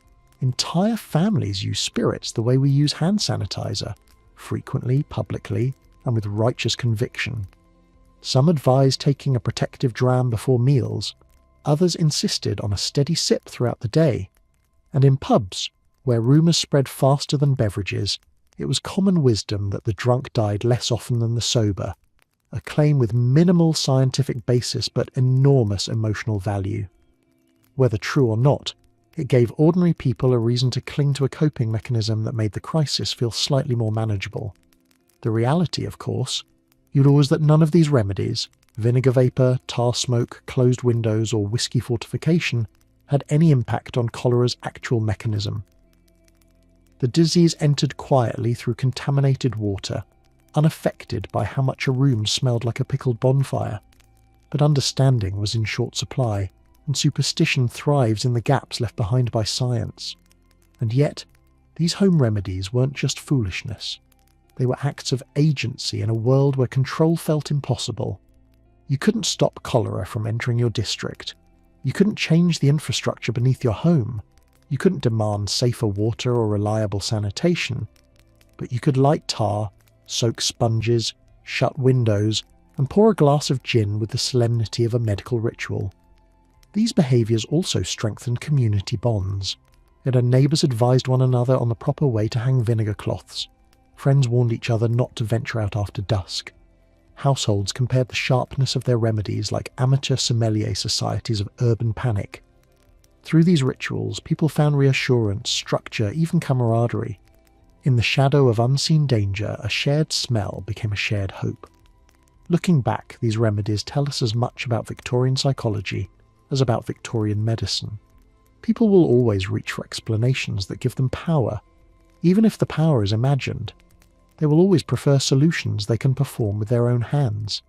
They will choose rituals over helplessness, smoke over silence. And so, while cholera moved quietly through the water pipes and wells, the streets filled with scents that reflected something deeper, a society trying desperately to protect itself with whatever it had, even when the real threat lay beneath the ground. In the 19th century, you couldn't see cholera, but you could absolutely smell the panic.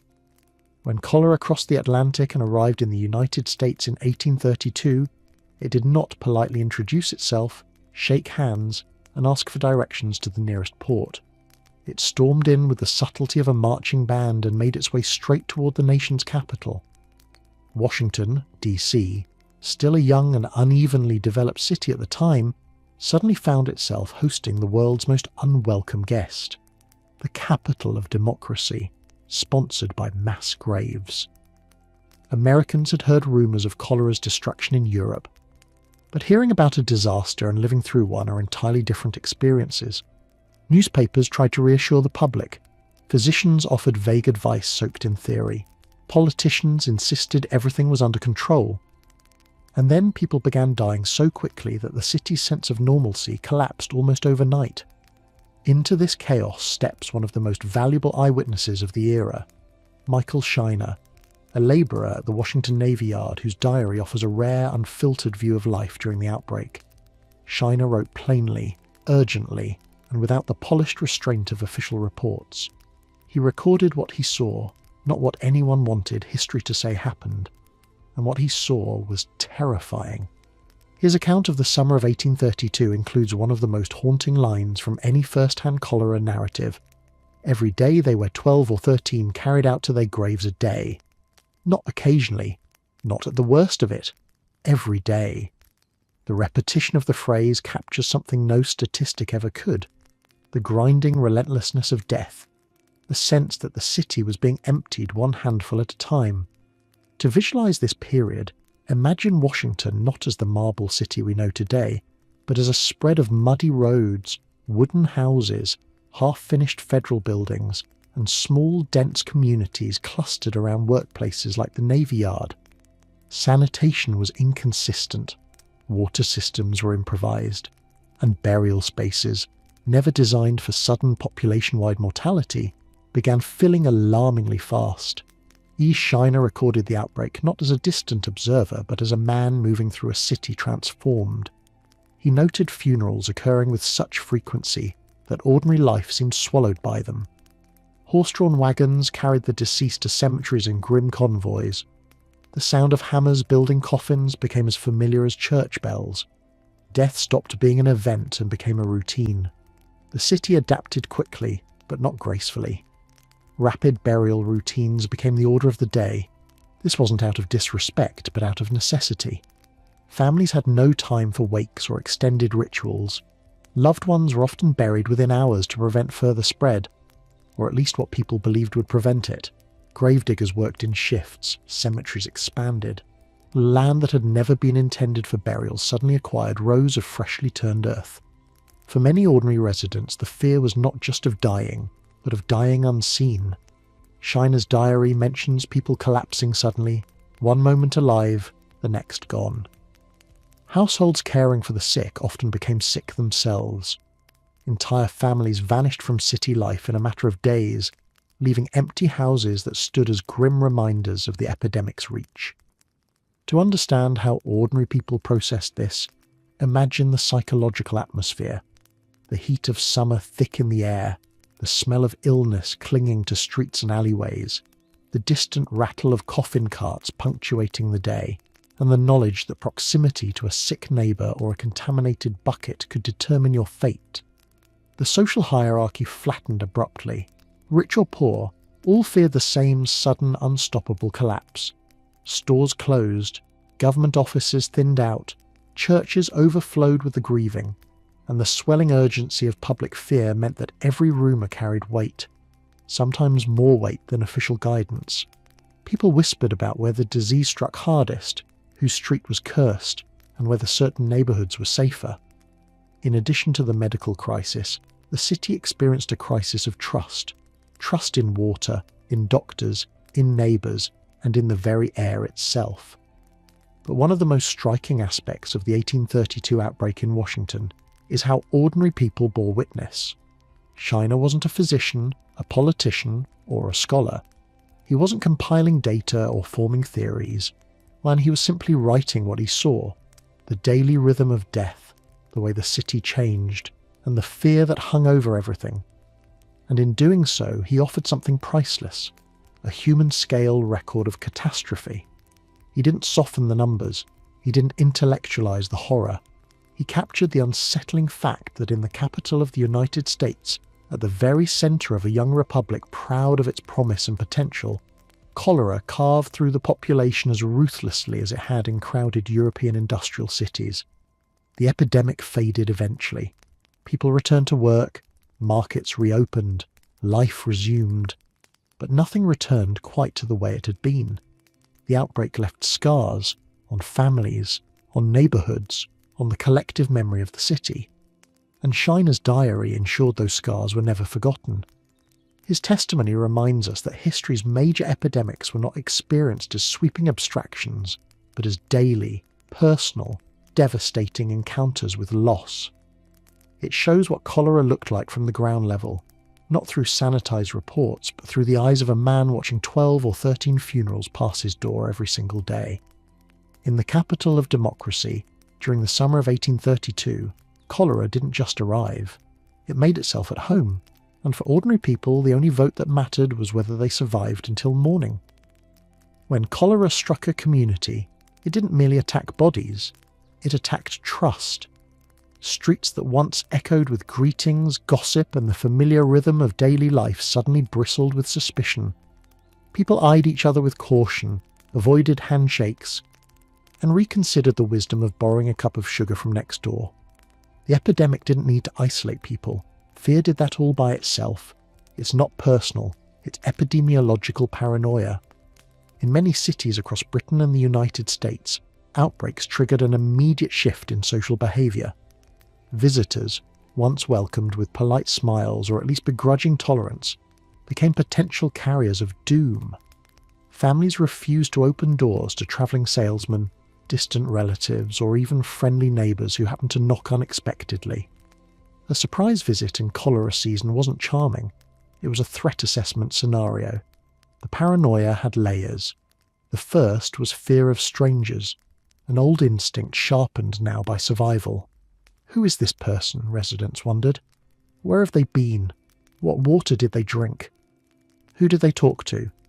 Even tradespeople, previously trusted for their reliability, found themselves greeted with suspicious glances. Milkmen, cobblers, tailors, and street vendors, all essential, all suddenly terrifying. If they came from the wrong street, business evaporated instantly. But the second layer was uglier. Fear of the poor. Victorian society already practiced a worldview where poverty was treated like a moral failing, and cholera magnified that prejudice. Working-class neighbourhoods, densely populated, poorly serviced, and struggling under the weight of harsh economic realities, suffered the worst outbreaks. Instead of addressing the structural causes, Many simply concluded that the poor carried disease by nature of being poor. It was both convenient and catastrophically wrong. Across cities, people who lived near overcrowded districts avoided them like plague zones. Residents of more affluent blocks whispered that the lower classes invited illness with their habits, as if cholera cared about etiquette. Households that relied on workers from these areas sometimes fired them abruptly, claiming it was temporary, though many never rehired them. Fear mutated into stigma, and stigma into blame. Meanwhile, immigrants, already targets of suspicion for taking jobs or changing neighbourhoods, became lightning rods for disease anxieties. Irish communities faced intense prejudice during outbreaks in both Britain and America. German immigrants were accused of carrying foreign vapours. Recent arrivals from ports were scrutinised so intensely that passing through city gates could feel like crossing into hostile territory. When cholera struck New York City in the early 1830s, entire immigrant neighbourhoods were slandered as infected quarters, prompting public agitation for isolation measures. Newspapers published thinly veiled xenophobia under the guise of medical caution. Sometimes the blame travelled even further, targeting sailors, dock workers, and anyone whose occupation involved mobility. The idea that disease could arrive on a ship felt intuitive, and therefore, to many, indisputable. Then came quarantines. Formal quarantines existed mostly at ports, but informal community-driven isolation was far more widespread. Streets were barricaded by residents. Households shut themselves inside for weeks. People refused to help sick neighbours for fear of bringing illness back to their families. In some places, as entire families were sealed inside their homes, figuratively by social stigma, and sometimes literally by panicked officials. Isolation wasn't gentle, it was survivalist. Parents forbade children from playing with friends across the lane. Bakers demanded customers keep their distance. Letters were fumigated before being handed off, and if someone coughed in public, crowds parted as if the person had spontaneously burst into flames. Even ordinary gestures, a shared picture, a borrowed tool, a comforting touch, became dangerous relics of pre-cholera life. What made the breakdown especially tragic was its impact on the very communities that traditionally relied on mutual support to survive hardship. Working-class families often depended on neighbours for childcare, food sharing, emergency loans, or help with illness. Cholera shattered those networks. A neighbour's misfortune suddenly represented risk, not responsibility. People whispered about which families brought it in, who had fallen sick first, who might have infected the building. Entire blocks became rumour-driven detective games, with cholera cast as the villain and residents cast as suspects. Even charity workers faced suspicion. Those who moved from house to house offering aid or supplies were often viewed with dread. Their presence on a street signalled that illness had struck, prompting doors to slam shut. In some districts, charitable visitors wore distinctive coats, so residents could avoid them from a distance, an act that unintentionally turned kindness into a visual threat. The social paranoia didn't always come from malice. Much of it was rooted in sheer uncertainty. Without understanding how cholera truly spread, people grabbed onto whatever explanation fit their fears. Outsiders, foreigners, labourers, anyone not like us. When knowledge is limited, prejudice often fills the gap. But these responses took a heavy toll. People who needed help didn't receive it. Communities fractured under pressure, and individuals who posed no danger were ostracised as if their mere presence summoned disease. In many outbreaks, the social damage outlived the medical one. The cruel irony is that cholera didn't care about any of this. It didn't follow ethnic lines, national origins, occupations, or economic classes. It followed contaminated water, nothing more. But because that truth was invisible to the people experiencing the terror firsthand, epidemics became tests of social cohesion that many communities failed. And yet, in small pockets, compassion survived. Some neighbours cared for each other despite fear. Some immigrants tended to the sick when others fled. Some working-class communities strengthened bonds rather than breaking them. Human beings can fracture under crisis. Yes, but they can also surprise themselves with resilience. Still, for many districts in the 19th century, cholera's greatest trick wasn't killing quickly. It was teaching people to fear the very individuals they relied on. Epidemics rewrite social rules, and cholera's version read like this: trust no one, question everyone, and if a stranger knocks, pretend you're not home. It wasn't personal, it was epidemiological paranoia. If there was one foolproof cholera remedy in the 19th century, one treatment with a 100% success rate, it wasn't vinegar fumes, flannel belts, or enthusiastic prayer. It was running away. Putting miles between yourself and the outbreak wasn't just a preference. It was the closest thing the era had to a guaranteed cure. The cure was distance. Too bad rent was due. During the 1854 outbreak, as soon as deaths around Soho began multiplying at a terrifying pace, the neighbourhood didn't wait for scientific clarity. It responded with instinct, the same instinct used by animals sensing a forest fire. People simply left. They left quietly, quickly, chaotically, guiltily, desperately, or strategically, depending on their temperament. But the end result was the same: a massive human exodus from the streets surrounding Broad Street. For days, the neighbourhood looked like it was shedding its population in real time. One morning you might see a family on their doorstep. By evening, the shutters were drawn and the windows dark. Residents packed their belongings with frantic efficiency, stuffing clothes, candles, blankets, and whatever valuables could be carried into small trunks or sacks. Children were bundled into carts. Elderly relatives were half carried, half coaxed downstairs. Those lucky enough to have relatives outside the district sent letters or messages begging for temporary refuge. Many didn't even bother sending word. They simply showed up, knocking on doors with faces that said, "Please don't ask questions, just let us in." And it worked. Those who managed to flee early often survived, not because of luck, but because they physically removed themselves from contaminated water sources. Without knowing it, they had discovered the only intervention the city could reliably offer: relocation. But of course, fleeing wasn't available to everyone. The tragedy of cholera wasn't just its speed, it was its social clarity. It revealed with ruthless precision who had options and who didn't. The wealthy or moderately comfortable could leave within hours.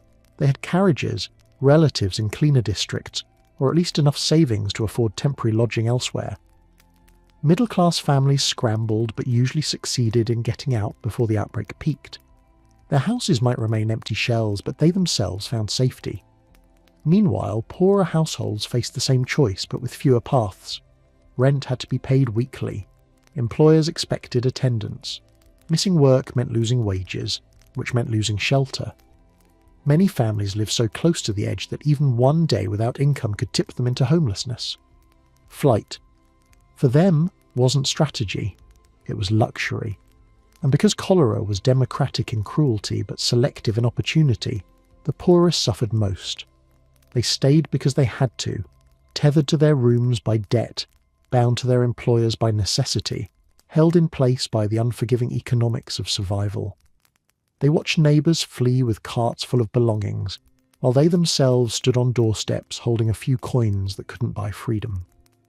Some families tried partial flight, sending children or the elderly to distant relatives while staying behind to maintain income. Others tried to relocate just 1 or 2 streets away, believing physical distance alone, no matter how small, might save them. But if the new lodging had access to the same contaminated water supply, the escape was tragically meaningless. Those who remained experienced the outbreak at its most frightening. Empty houses created eerie silences. Shuttered windows made streets look abandoned, even in daylight. Shops closed, schools emptied. The neighbourhood felt hollowed out, as if the city itself were recoiling from the infection. In some blocks, only a handful of families remained, watching funerals pass regularly, hearing cries from nearby rooms, and waiting for symptoms with a dread that settled deeper as each hour passed. It wasn't just illness they feared, it was being left behind. When neighbours fled, the psychological impact was immediate. If others were escaping, didn't that confirm the danger? And if they couldn't join them, didn't that confirm their vulnerability? The flight created logistical problems too. With so many residents gone, businesses shut their doors, and bakers, shopkeepers, laundresses and butchers found themselves without customers. Some fled themselves, others stayed, surrounded by empty streets, selling provisions to the few remaining families who ventured out with reluctance and fear. The city noticed the exodus. Officials couldn't ignore the fact that entire streets seemed to depopulate overnight. And while many authorities clung to theories about air, morality and cleanliness, the sheer number of fleeing residents hinted at a truth too obvious to ignore. Location mattered. People closest to the pump left first, those further out left next. The map of human movement traced the same shape Snow's fatality map did, a widening circle around the pump. Flight became evidence, not scientific evidence, but human evidence, visceral, desperate, unmistakable. Yet for all its clarity, the mass evacuation revealed something else as well. Cholera forced people to choose between community and survival. Leaving meant abandoning neighbours. Staying meant risking everything. Some packed up quietly at dawn to avoid the shame of appearing selfish. Others departed openly, apologising as they went. And some, mostly the elderly, refused to leave at all, believing that their homes, no matter how dangerous, were the only places they could face whatever came next. There were stories of people fleeing too late, after drinking from the pump, after symptoms began. They collapsed in transit or fell ill in the homes of relatives, spreading fear wherever they arrived. Flight wasn't always clean or successful, but for those who managed to leave early enough, it was life-saving. Cholera didn't just test the immune system, it tested mobility, opportunity, and wealth. For Soho residents in 1854, survival wasn't merely a matter of luck. It was geography plus economics plus timing. The ability to evacuate, to physically remove yourself from danger, was a privilege many couldn't afford. The cure was distance. Too bad rent was due. By the late 19th century, many European cities congratulated themselves on entering a new age of sophistication. Grand boulevards, electric lighting, public parks, and the growing belief that modernity alone could shield them from the old terrors of disease. But in Hamburg in 1892, cholera returned to deliver a sharp reminder that elegance is no substitute for infrastructure. Germs don't respect commerce. Cities keep forgetting. Hamburg at the time was one of the most prosperous ports in Europe.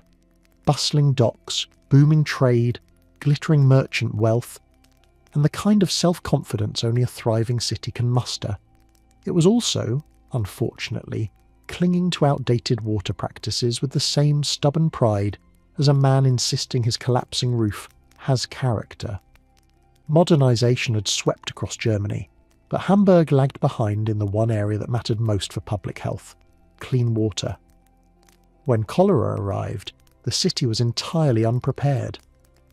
Over the course of the outbreak, around 17,000 people became infected, and more than 8,600 died. A catastrophic toll that stunned contemporary observers. For a city boasting one of Europe's largest ports and a booming population, the scale of the disaster felt like a betrayal. How could a place that exported fine goods, handled global commerce, and projected such confidence fall victim to a disease associated with the worst slums of history? And the answer, tragically, was water. Again. Hamburg drew much of its supply from the Elbe River, a beautiful but heavily polluted waterway downstream from sewage and industrial runoff. While other German cities had embraced filtration systems, Hamburg authorities resisted. Filtration was expensive. Filtration required planning. Filtration threatened to slow economic expansion. And above all, filtration implied acknowledgement of risk. And risk acknowledgement was bad for business. So the city continued piping in untreated river water, as if germs could be charmed into respecting commerce. This decision proved fatal in the summer of 1892. When cholera-contaminated water entered the municipal supply, the disease spread with terrifying speed. Residents fell ill in shocking numbers: shopkeepers, factory workers, labourers, clerks, children, dockhands, servants, merchants, even officials themselves. The disease-infiltrated tenements and grand homes alike, though, as always, the poorest areas suffered the most. Panic set in. Streets emptied, schools closed, businesses shuttered, trains leaving the city filled with those who could afford escape. Meanwhile, in Hamburg's densest districts, fear mingled with resignation as families tried to nurse the sick while knowing water, the essential stuff of life, was the very agent poisoning them. Yet what truly deepened the disaster wasn't just the pathogen, it was politics. Hamburg's leadership was fiercely proud of its autonomy. The city governed itself independently from many imperial regulations, including public health rules that had transformed cities like Berlin and Frankfurt. While other regions implemented strict sanitary laws and filtration systems shaped by burgeoning scientific discoveries, Hamburg clung to old methods out of civic pride and economic self-interest. When cholera appeared, instead of sounding the alarm, officials attempted to hide the growing crisis, terrified that news of an epidemic would scare off merchants and shipping partners. Delays in announcing the disease gave cholera a head start, time to spread unnoticed, uncontained, and unchallenged. The city's leaders weren't battling cholera, they were battling the idea that Hamburg could be associated with cholera. But reality, as it tends to, ignored their preferences. As deaths mounted and denial became impossible, the German Empire intervened. And with intervention came one of the most important scientific figures of the age, Robert Koch, already renowned for identifying the bacterium responsible for cholera a decade earlier. Koch arrived in Hamburg with a clarity the city desperately lacked. He inspected water supplies, toured affected neighbourhoods, reviewed hospital cases, and came to a conclusion so blunt it shocked the city's leadership. Standing before officials and reporters, he announced, "Gentlemen, I am of the opinion that your drinking water is to blame." It was not merely a scientific verdict, it was a public indictment. Koch pointed directly at the filtration issue.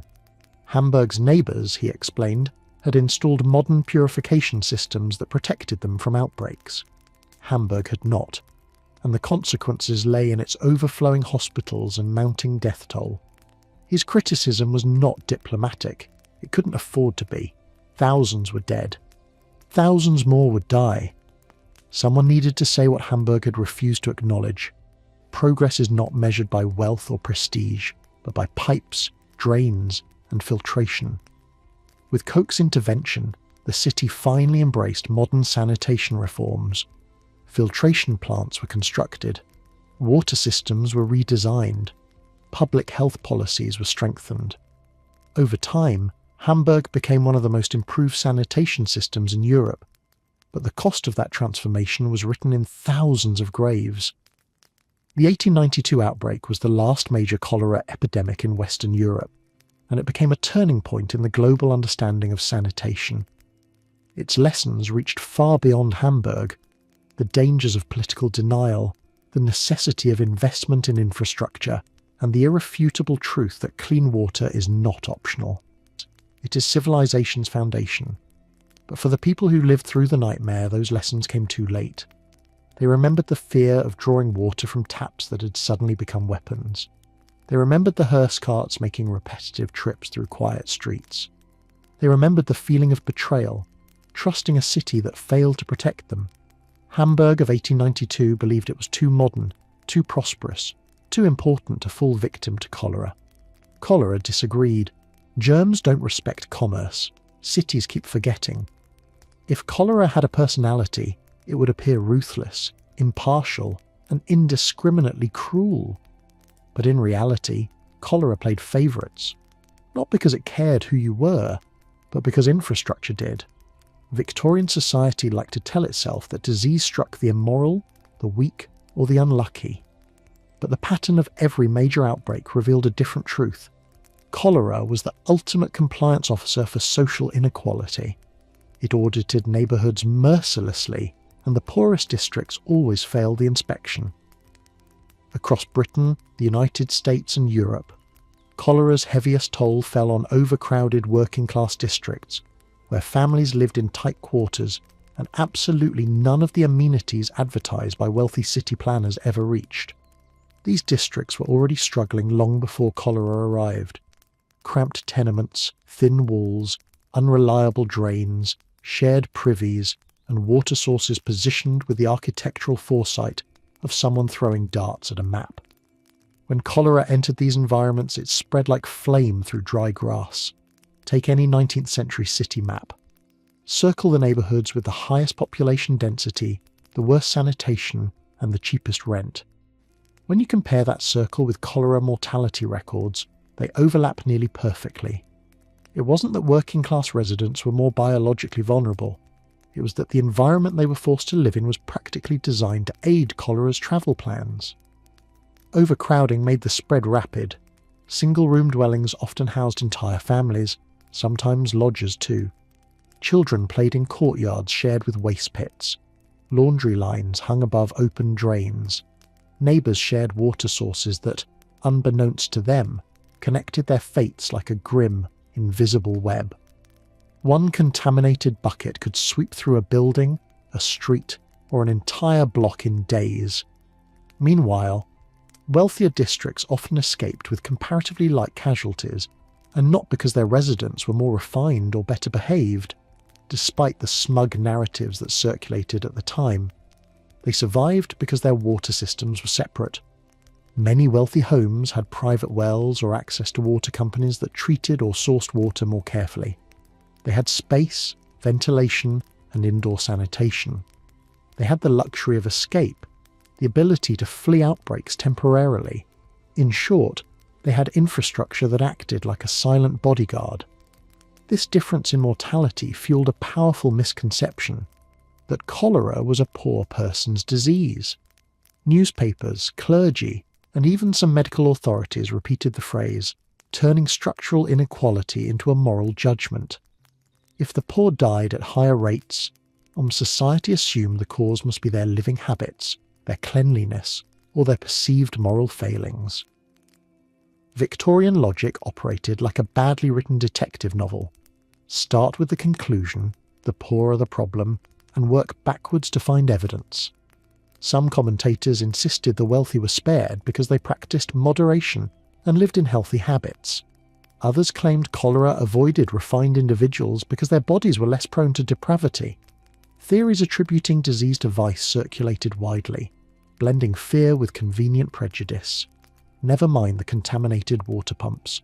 Never mind the collapsing drainage systems. Never mind the landlords who refused improvements. According to polite society, the problem lay not with infrastructure but with the people forced to use it.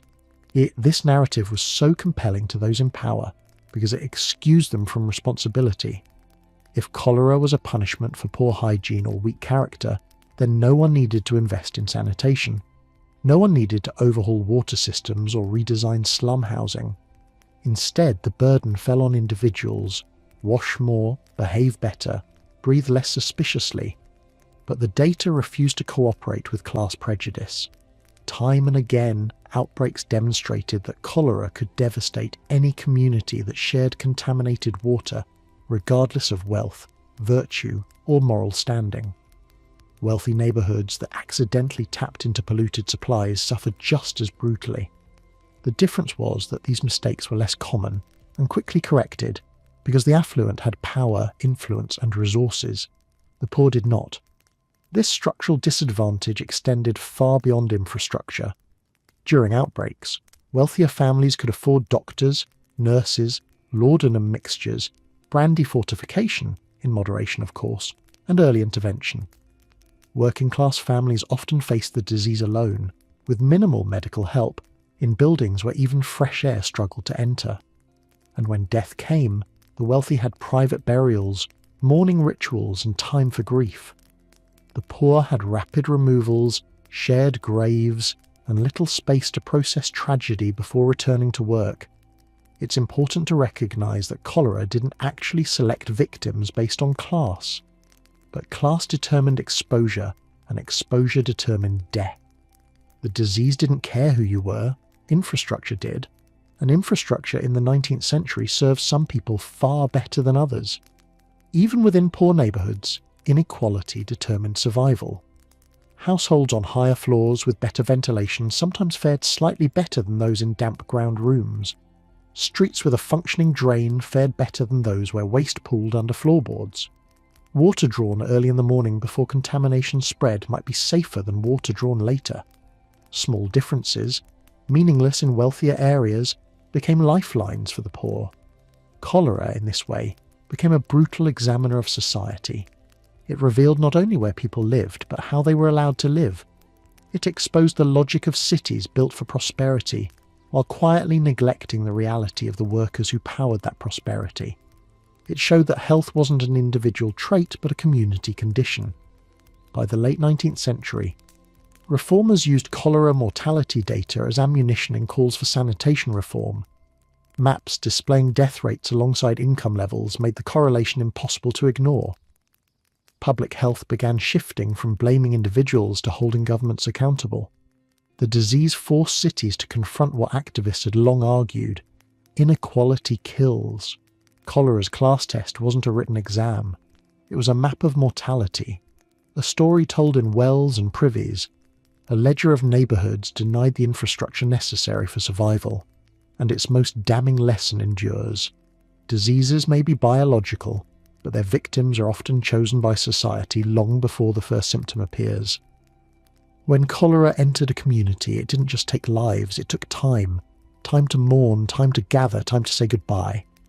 It erased the rituals that made death bearable, replacing them with speed, fear, and a grim efficiency that stripped humanity from the final hours of a person's story.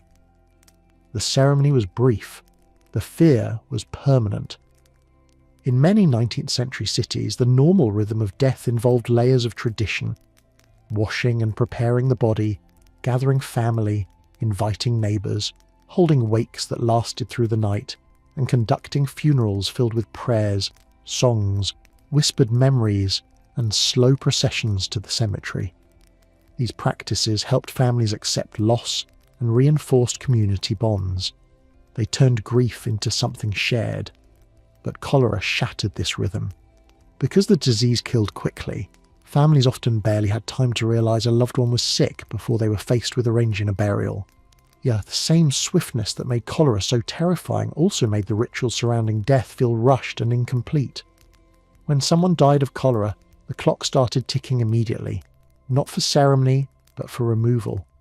Medical officers, inspectors, and undertakers insisted that bodies be taken away quickly to avoid contagion, moral danger, or, most commonly cited, panic. Whether it was in London, New York, Hamburg, or any crowded working-class district, the response was similar: keep the dead out of sight. And so began the era of rapid burials. In some cities, families had as little as 2 to 4 hours before officials arrived to take the body. There was no time for proper preparation, no time for extended family to travel, no time to gather neighbours who would normally come to support the grieving household. Its bodies were wrapped hurriedly, often by strangers wearing whatever protective gear they could muster: aprons, kerchiefs, sometimes just a determined expression. The absence of ritual was devastating. Death stopped feeling like a passage. It felt like an administrative task. Worse still, cemeteries quickly overflowed. During intense outbreaks, the numbers were staggering. Grave diggers, overwhelmed and understaffed, exhausted themselves digging long trenches where coffins could be lowered one after another. In some districts, coffins were stacked several layers deep, separated by thin layers of earth. Families who arrived later in the day saw graves already half-filled, workers moving with the mechanical rhythm of people trying not to think too hard about what they were doing. Funeral processions shrank. Instead of extended families following a horse-drawn hearse through the streets, a single cart might carry several coffins at once. The name of the deceased became secondary to the urgency of disposing bodies before the next wave arrived. Clergy performed abbreviated rites, sometimes reciting prayers for multiple people in a single ceremony. In the worst outbreaks, some cemeteries suspended individual ceremonies entirely, and the emotional toll, enormous. Parents often weren't allowed to hold their children one last time. Spouses couldn't kiss foreheads, arrange hair, or sit beside the body. Siblings who had grown up sharing a bed weren't allowed to share one final moment. The familiar rituals that had comforted generations vanished under the pressure of disease control. In some working-class neighbourhoods, officials even removed bodies before sunrise, believing early removal minimised hysteria. Imagine waking up to find the bed empty, a small note left behind, and knowing your loved one was already gone, physically and symbolically, without your participation. Fear replaced closure. Silence replaced mourning. Despite this, families tried desperately to reclaim fragments of ritual. Some carved small symbols on hastily purchased coffins. Others kept locks of hair, a cherished Victorian practice intensified by the impossibility of physical farewell. A few risked reprimand by sneaking into cemeteries at night to stand near fresh mounds. Grief found cracks to slip through, even when the system tried to seal them. And while poorer families endured these rushed burials most acutely, wealthier households were not entirely spared. Even if they had private plots or family tombs, the citywide panic meant servants, undertakers and clergy were overwhelmed. The disease did not respect a household's desire for dignity. Even prominent families found ceremonies shortened, attendance discouraged, and burial times dictated more by officials than by custom. One of the most heartbreaking aspects of cholera-era burials was the loss of communal memory. When so many coffins were stacked together, individual identities blurred. Names weren't recorded carefully. Grave markers, if they existed at all, were often temporary or inaccurate. Families who visited months or years later discovered empty fields, reorganised plots, or forgotten trenches where dozens rested anonymously. Without rituals, grief became internalised. Without processions, loss became invisible. Without stories, remembrance faded faster than it should have. In some cities, the psychological scars of these disrupted burials lasted longer than the epidemic itself. Communities struggled to articulate their sorrow when the usual language of mourning had been stripped away. What does a funeral mean when it lasts 90 seconds? How do you honour someone who disappeared before you could say goodbye? How do you heal when your last memory is the sound of a coffin being rushed down a staircase? Cholera didn't simply break bodies. It broke the time-honoured contract between the living and the dead. And yet, even in this bleakness, humans resisted erasure. They whispered names when officials weren't listening. They held miniature memorials inside cramped kitchens. They told stories at candlelit tables long after the epidemic passed. Rituals, though interrupted, adapted quietly. But the overarching truth remained. During cholera outbreaks, death became logistical, not ceremonial. Efficiency replaced empathy. Fear replaced farewell. The ceremony was brief.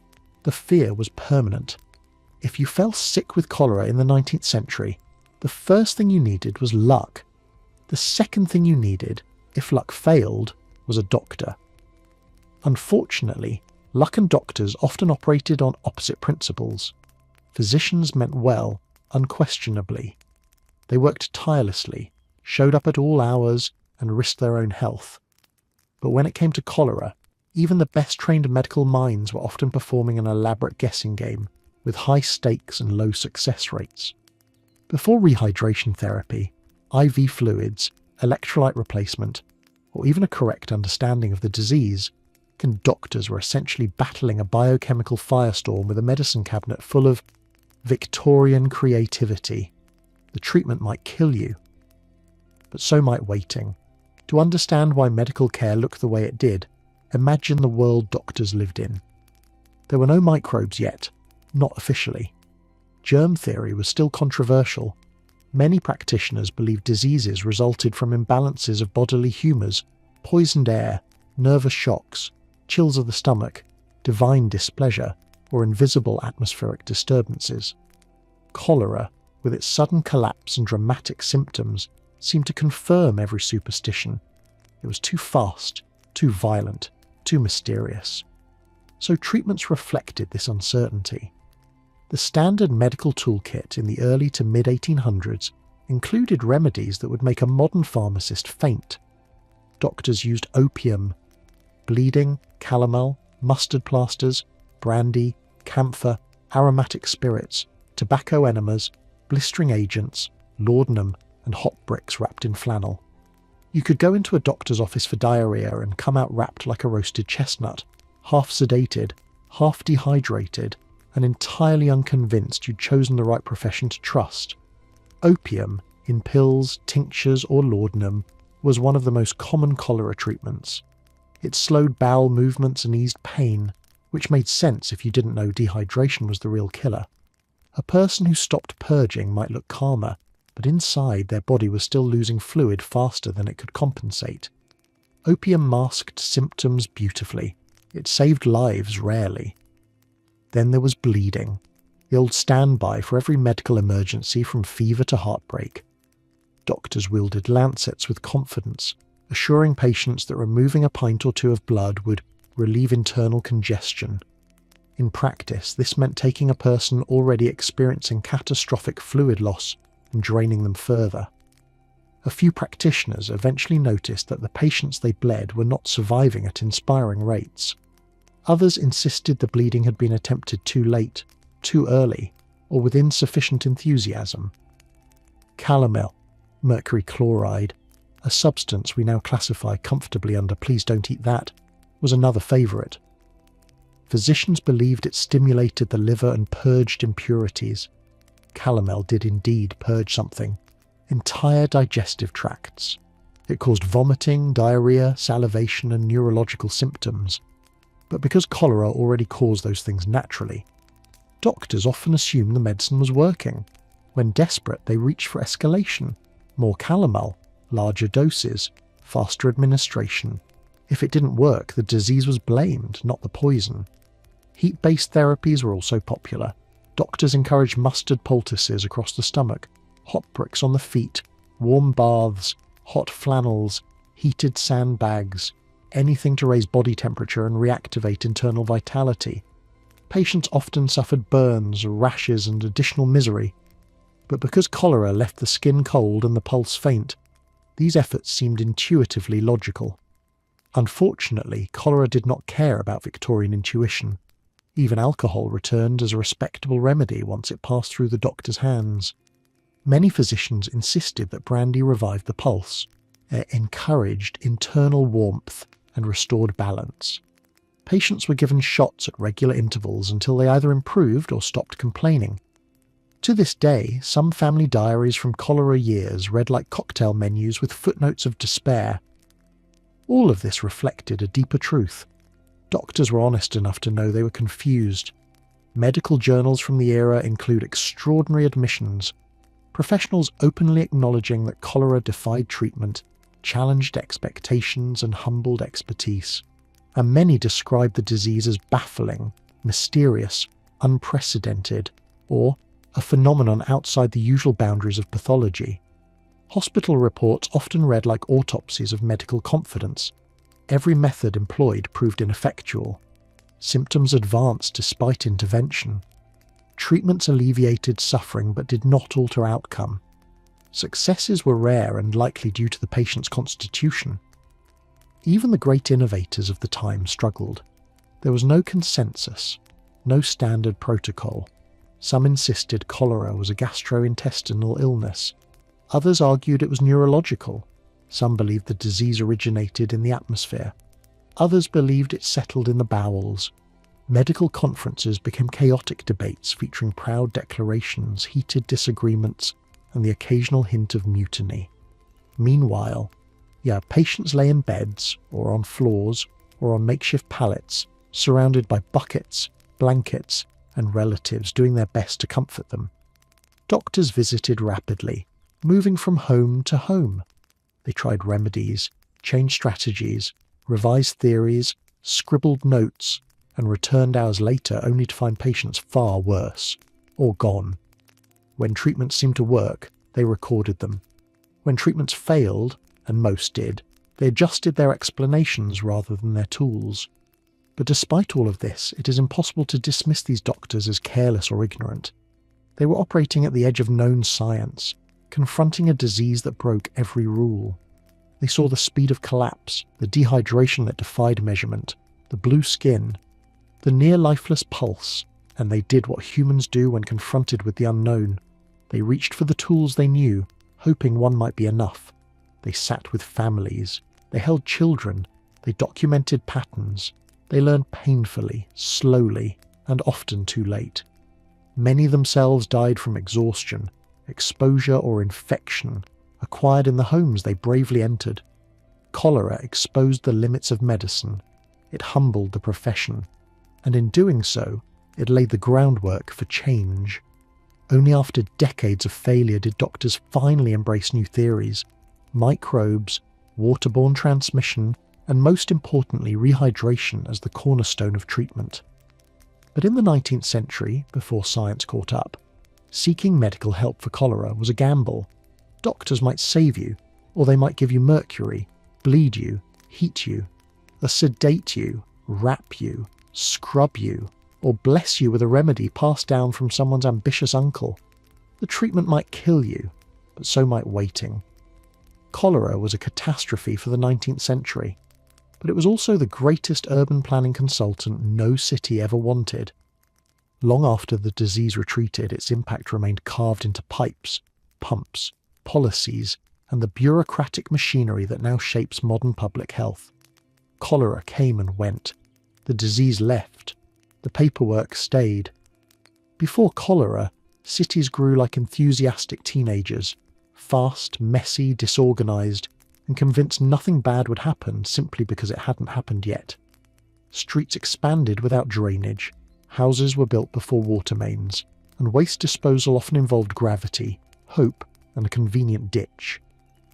But cholera exposed, as brutally and repeatedly, that cities could not survive on improvisation.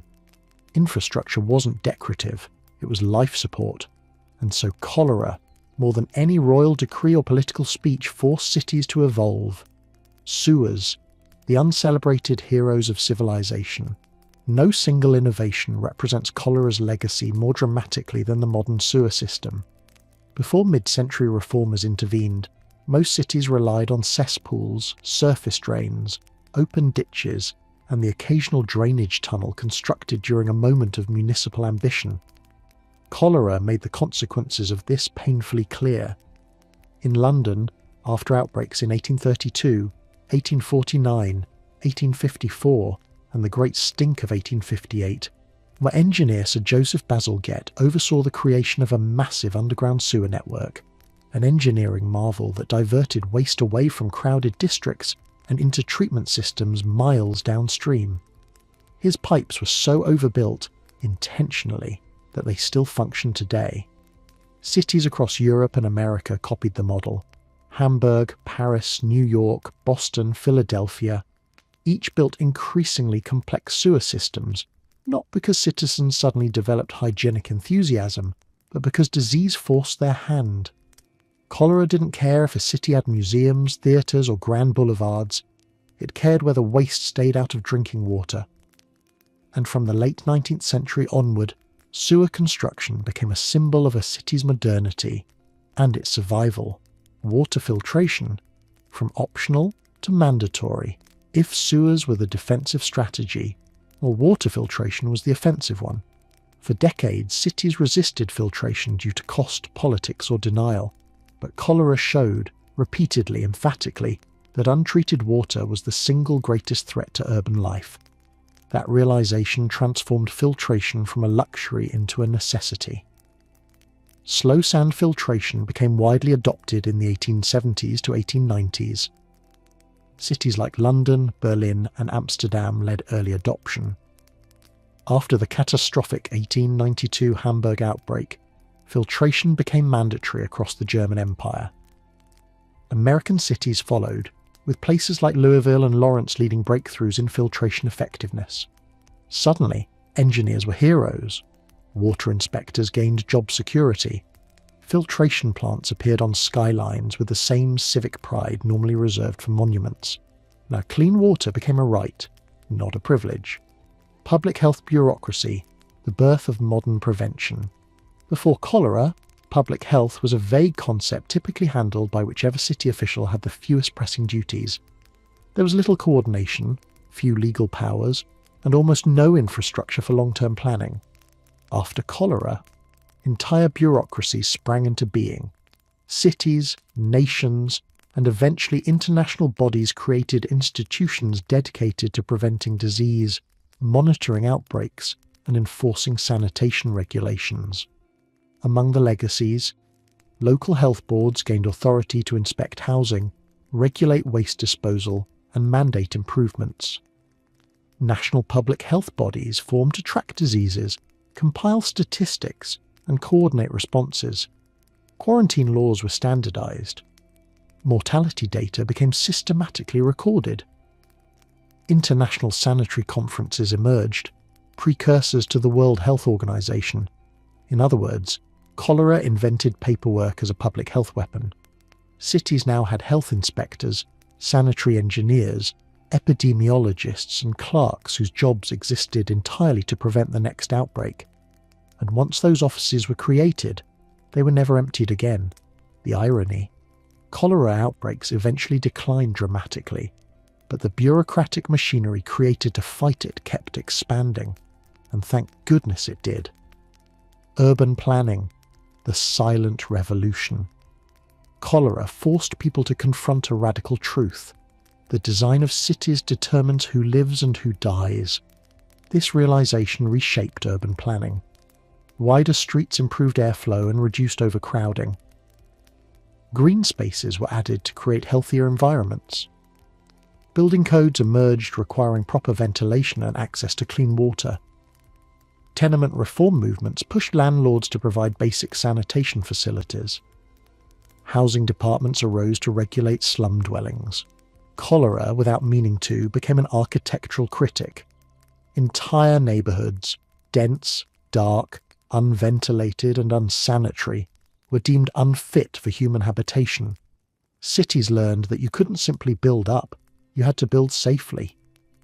Scientific legacy, data, maps, and the birth of epidemiology. Cholera outbreaks in the 19th century provided the world with unprecedented data sets. Mapping deaths became routine after John Snow's pioneering work. Physicians learned to track disease by place, not just by symptoms. Statistics became tools of persuasion in political battles over sanitation. Cities began requiring autopsies, case reports, and systematic mortality registers. Before cholera, science reacted. After cholera, science investigated. This shift laid the foundation for modern epidemiology, one of cholera's most lasting contributions, the long shadow of reform. By the early 20th century, cholera had largely vanished from Western cities, not through luck, but through concrete, expensive, architectural changes.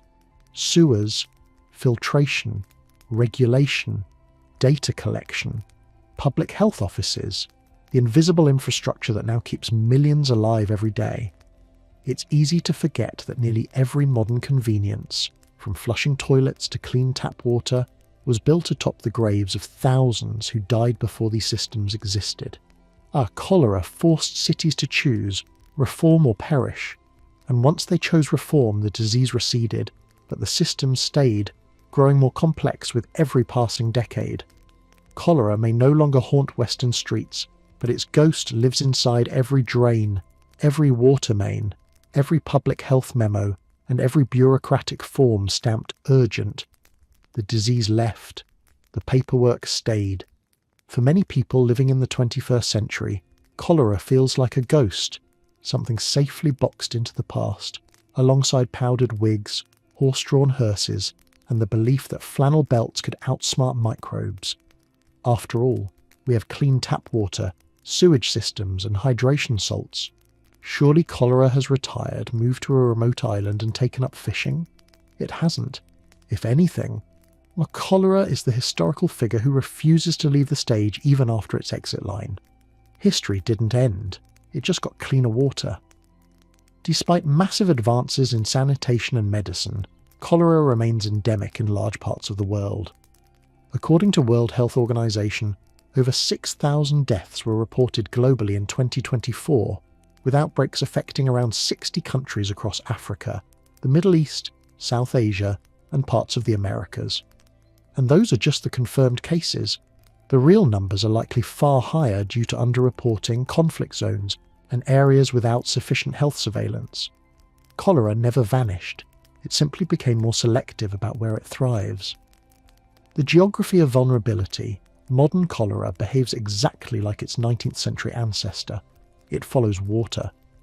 Where sanitation breaks down, where pipes crack, where systems fail, cholera steps in with all the enthusiasm of a microscopic opportunist.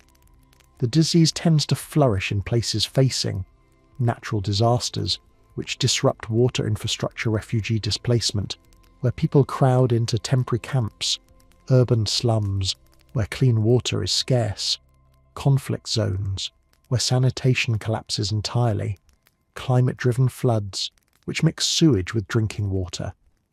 The same conditions that plagued 19th century London now plague 21st century hotspots in Yemen, Haiti, Malawi, Somalia, Pakistan, and Bangladesh. Cholera's global footprint hasn't shrunk, it's simply moved. If the Victorian era taught us anything, it's this. Cholera doesn't care about borders, it cares about infrastructure. Modern outbreaks, fast, fierce, and familiar. When cholera strikes today, the pattern resembles the past more closely than most people realise. In 2022 to 2024, outbreaks surged dramatically worldwide. WHO reported over 600,000 cases, confirmed and suspected, more than 6,000 deaths, 60-plus affected countries, many facing repeated waves. Climate change has become cholera's new accomplice. Warmer waters support bacterial growth. Heavier rains overwhelm sanitation systems. In some regions, droughts force communities to use unsafe sources.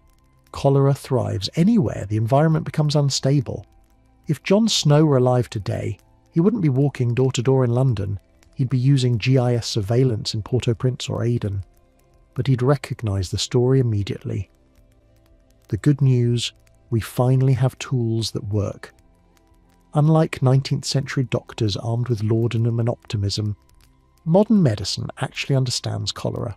Today's primary weapons include 1. Oral rehydration therapy, ORT, the simplest, cheapest, and most life-saving treatment in medical history. ORT alone can reduce mortality from over 50% to under 1%. 2. IV fluids, used for cases where dehydration becomes severe too quickly for oral treatment. 3.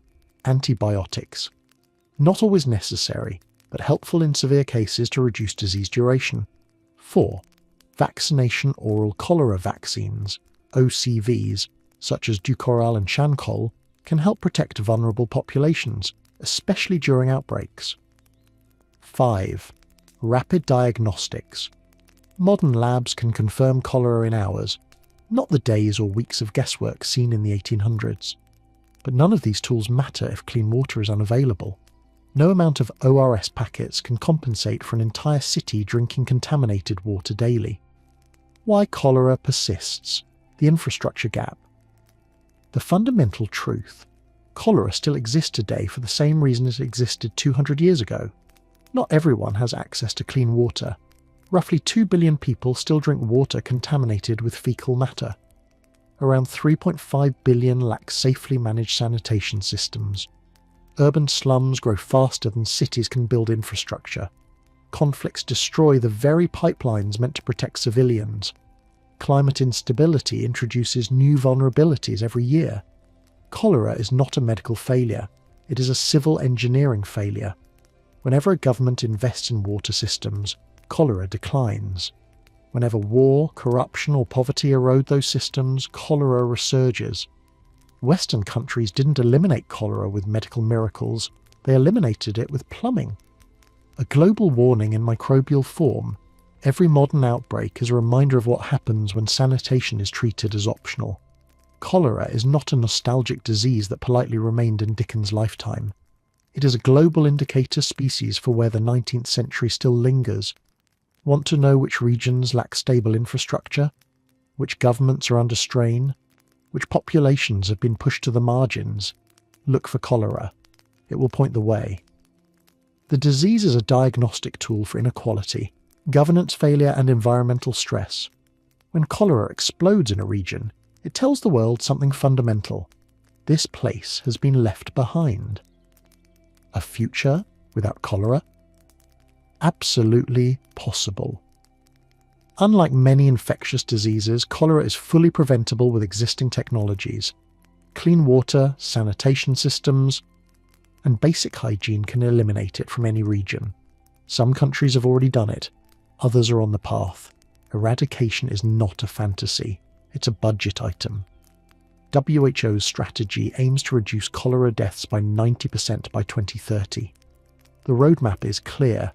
Strengthen water and sanitation infrastructure, deploy vaccines during active outbreaks, improve surveillance support, fragile states during crises, educate communities about safe water handling. We know exactly how to end cholera. What we lack is the global will to invest consistently where the need is greatest. Cholera's modern reality, a disease of the past. For some, for people in wealthy nations, cholera feels gone. For millions of others, cholera is a recurring visitor, a seasonal menace, a predictable killer, a reminder that history is not a linear march forward. History didn't end. It just got cleaner water, and until all countries do, cholera isn't going anywhere. If cholera taught the 19th century anything, it was this: comfort is not the same thing as safety. But Victorians, bless their optimism, clung to the idea that a clean parlour, polished boots, and well-aired drapes provided better protection than pipes, drains, or evidence. If comfort saved you, Victorian London would have been immortal.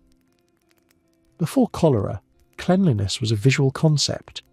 A tidy household was a moral household. A fragrant room was a healthy room. A respectable neighbourhood, wide streets, trimmed hedges, orderly buildings, was automatically assumed to be disease-proof. No one questioned whether the water was contaminated, the drains poorly designed, or the nearby river quietly acting as a petri dish. Appearances were everything. Cholera shattered that illusion. The disease tore through communities with such precision that it exposed the limits of visual judgment. Streets that looked pleasant were sometimes fed by the same tainted water mains as the poorest alleys. Houses with velvet curtains could be located just upstream or downstream from sewage outlets. Families with immaculate sitting rooms still boiled water that had travelled through pipes lined with sediments no one wanted to think about. The truth, learned the hardest possible way, was that cleanliness meant nothing if the water wasn't. And here's where the era's most painful irony emerged. The poorest communities learned this truth first. They didn't have the luxury of believing appearances kept them safe. They knew that the smell of a drain didn't tell the whole story, that a clear bucket of water could hide danger, that the fine-looking public pump could deliver death. Their neighbourhoods were the early warning system, an unfair, involuntary and devastating one. When cholera arrived in overcrowded districts, it struck so brutally and predictably that these places became the testing grounds for what the wealthy didn't want to learn. Infrastructure matters more than intention. A family could scrub floors daily, hang vinegar cloths in every window, polish brass until it shone, and still lose 3 children in 1 week if their water source ran through contaminated soil. Meanwhile, a wealthy household could step over garbage on the street, argue about perfume over breakfast, and remain untouched simply because their water came from a private well or a different supplier. In other words, virtue, tidiness, and self-respect had absolutely no impact on whether the bacteria entered your body. Victorian society naturally resisted this conclusion. It preferred moral explanations, aesthetic reasoning, and the comforting myth that danger could be recognised on sight. Respectable families clung to the belief that their refinement insulated them. Reformers blamed slum dwellers for spreading disease, not realising that slum dwellers were simply the first victims of the infrastructure that wealthy districts also relied upon, but without as much buffer. Cholera did not respect furniture. It did not admire wallpaper. It did not care that your breakfast room captured the morning light beautifully. If your water was contaminated, you were in danger, no matter how elegantly you lived. The myth of safety through comfort became increasingly impossible to defend as the century progressed.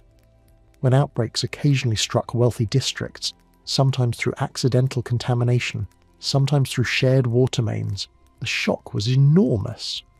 Suddenly the disease wasn't a societal judgment, it was a plumbing issue. These moments hit the privileged world like a slap of cold water. A mansion could have marble floors and a contaminated cistern. A boarding school could maintain impeccable discipline and lose dozens of pupils to tainted wells. A military garrison, with uniforms pressed and buttons gleaming, could fall victim because the water barrels hadn't been cleaned properly. This wasn't the universe making moral commentary. This was biology making infrastructure commentary. And nowhere was this lesson clearer than in places that upgraded their water systems early. When filtration, sewage diversion, and protected reservoirs were installed, cholera often vanished, even if the neighbourhood still looked grimy by Victorian aesthetic standards. Meanwhile, pristine-looking suburbs with outdated infrastructure remained vulnerable. By the late 1800s, the myth finally cracked. Cities were forced, sometimes by data, sometimes by disaster, to admit that safety required investments in things no one could see. Underground pipes, filtration beds, sewers engineered with the calm precision of someone who had recently witnessed a cholera ward. Public health officials began repeating a radical idea. It doesn't matter how your home looks, it matters how your water moves. The lesson spread slowly, and resisted at every turn by people who preferred upholstery to epidemiology. But cholera was relentless, and its message unavoidable. Even today, the myth persists in gentler forms. Some travellers avoid dirty-looking streets while sipping drinks made with unsafe ice. Some communities assume they are protected because their neighbourhoods appear tidy, even while their plumbing systems decay quietly underground. Modern outbreaks still remind the world that a clear glass of water is not the same as a safe one. The Victorian belief that comfort equals safety has proved stubborn, but cholera hammered home the truth. You cannot smell sanitation. You cannot see microbes. You cannot decorate your way out of contamination. And the communities who suffered most, the poor, the overcrowded, the ignored, were the ones who learned first and paid most for a lesson the world still occasionally forgets. If comfort truly saved, the Victorian upper classes would have lived forever. But as cholera taught us, it's not the sofa that matters, it's the sewer beneath it. The story of cholera is, in the end, the story of a world transformed, but only after ordinary people suffered more than their share. Cholera was history's harshest teacher, and its lessons were written in panic, improvisation, tragedy, and, eventually, progress. Throughout the 19th century, cholera acted like a merciless inspector, walking through cities and households with a clipboard, checking boxes no one wanted checked. Contaminated water supply, checked overcrowded housing, checked failing infrastructure, checked officials unsure whether to panic or pretend everything was fine. Checked. Every outbreak was a brutally honest assessment of how societies functioned at their weakest points. Long before laboratory tests, before microscopes confirmed what Jon Snow suspected, before international health regulations, cholera revealed, over and over, that survival wasn't about virtue or cleanliness, or even good behaviour. It was about infrastructure, geography, and sheer luck. If you happened to live near a safe well, you survived. If your neighbourhood was slightly uphill from sewage, you survived. If you fled early enough, drank from a different pump, or avoided a contaminated bucket by coincidence, you survived. Not exactly a comforting survival strategy. For the majority of people, those living in cramped tenements, those working jobs they couldn't abandon, those without private water or country homes, survival was more complicated. It required navigating a landscape where danger was invisible, explanations were inconsistent, and authorities were often wrong with full confidence. Cholera didn't just kill, it exposed. It exposed inequality. It exposed political denial. It exposed the fragility of cities built too fast and maintained too little. It exposed the belief that bad smells caused disease, while perfectly clear water quietly carried death from household to household. Worse still, cholera revealed just how improvisational public health truly was. Victorian officials responded with moralising suspicion, tar-burning, vinegar sponges, pamphlets, door-to-door inspections, quarantine measures that sometimes made sense and sometimes made everything worse, and theories that collided loudly in newspapers and medical journals. Meanwhile, ordinary people were left to figure out the rest. Protect children, comfort relatives, guess which sources of water were safe, and decide whether to stay or flee with whatever they could carry. And yet, paradoxically, this relentless suffering forced the world to change. Cholera reshaped cities which redesigned themselves to separate waste from water governments, which created permanent health boards and inspectors' medicine, which learned to track disease by data, not by smell engineering, which became the front line of prevention daily life, which gradually adopted concepts of sanitation we now take for granted in this way. Cholera became the unlikely architect of the modern world. Sewage systems didn't appear because leaders suddenly cared about public comfort. They appeared because cholera demanded it. Water filtration wasn't implemented because cities enjoyed spending money. It was built because thousands died when they didn't. Public health departments weren't created because politicians enjoyed paperwork and statistics. They emerged from the simple realization that ignoring disease was more expensive and more fatal than preventing it. But for all these long-term victories, the human cost was monstrous. Every improvement came after communities were devastated, after neighborhoods grieved, after families buried loved ones without ritual, after children watched siblings collapse within hours. Progress always arrived late. The good news for the future was built upon the bad news of the present. Cholera forced governments to act only after disaster. It was ordinary people, dock workers, labourers, seamstresses, maids, factory hands, street vendors who experienced the brutality firsthand. They endured the uncertainty, the rushed burials, the medical experiments, the misinformation, the suspicion, and the impossible choices. Their suffering became the data that shaped reforms. History books often credit engineers, doctors, and reformers, but the true cost was paid by the very communities whose names rarely made it into official reports except as tallies. In that sense, cholera's final legacy is not technological or scientific, it is human. Because cholera didn't just transform infrastructure, it transformed empathy. It forced societies to confront the reality that safety must be collective, not individual, that disease anywhere can become disease everywhere, that water connecting one household to another also connects their fates. This was the uncomfortable truth Victorians avoided until the evidence overwhelmed them, and it remains true today. Modern outbreaks continue in places where infrastructure fails, where inequality persists, where political will collapses, where crises disrupt sanitation. Clean water is still a privilege for far too many. Cholera never cared about social class, but infrastructure always did. Cholera never singled people out, but conditions did. Cholera never decided who deserved to live, but access did. And so the world finally learned survival is not merely a personal achievement, but a structural one. In the end, the paradox of cholera is this: it killed countless people, but saved millions in the centuries that followed through the reforms it forced.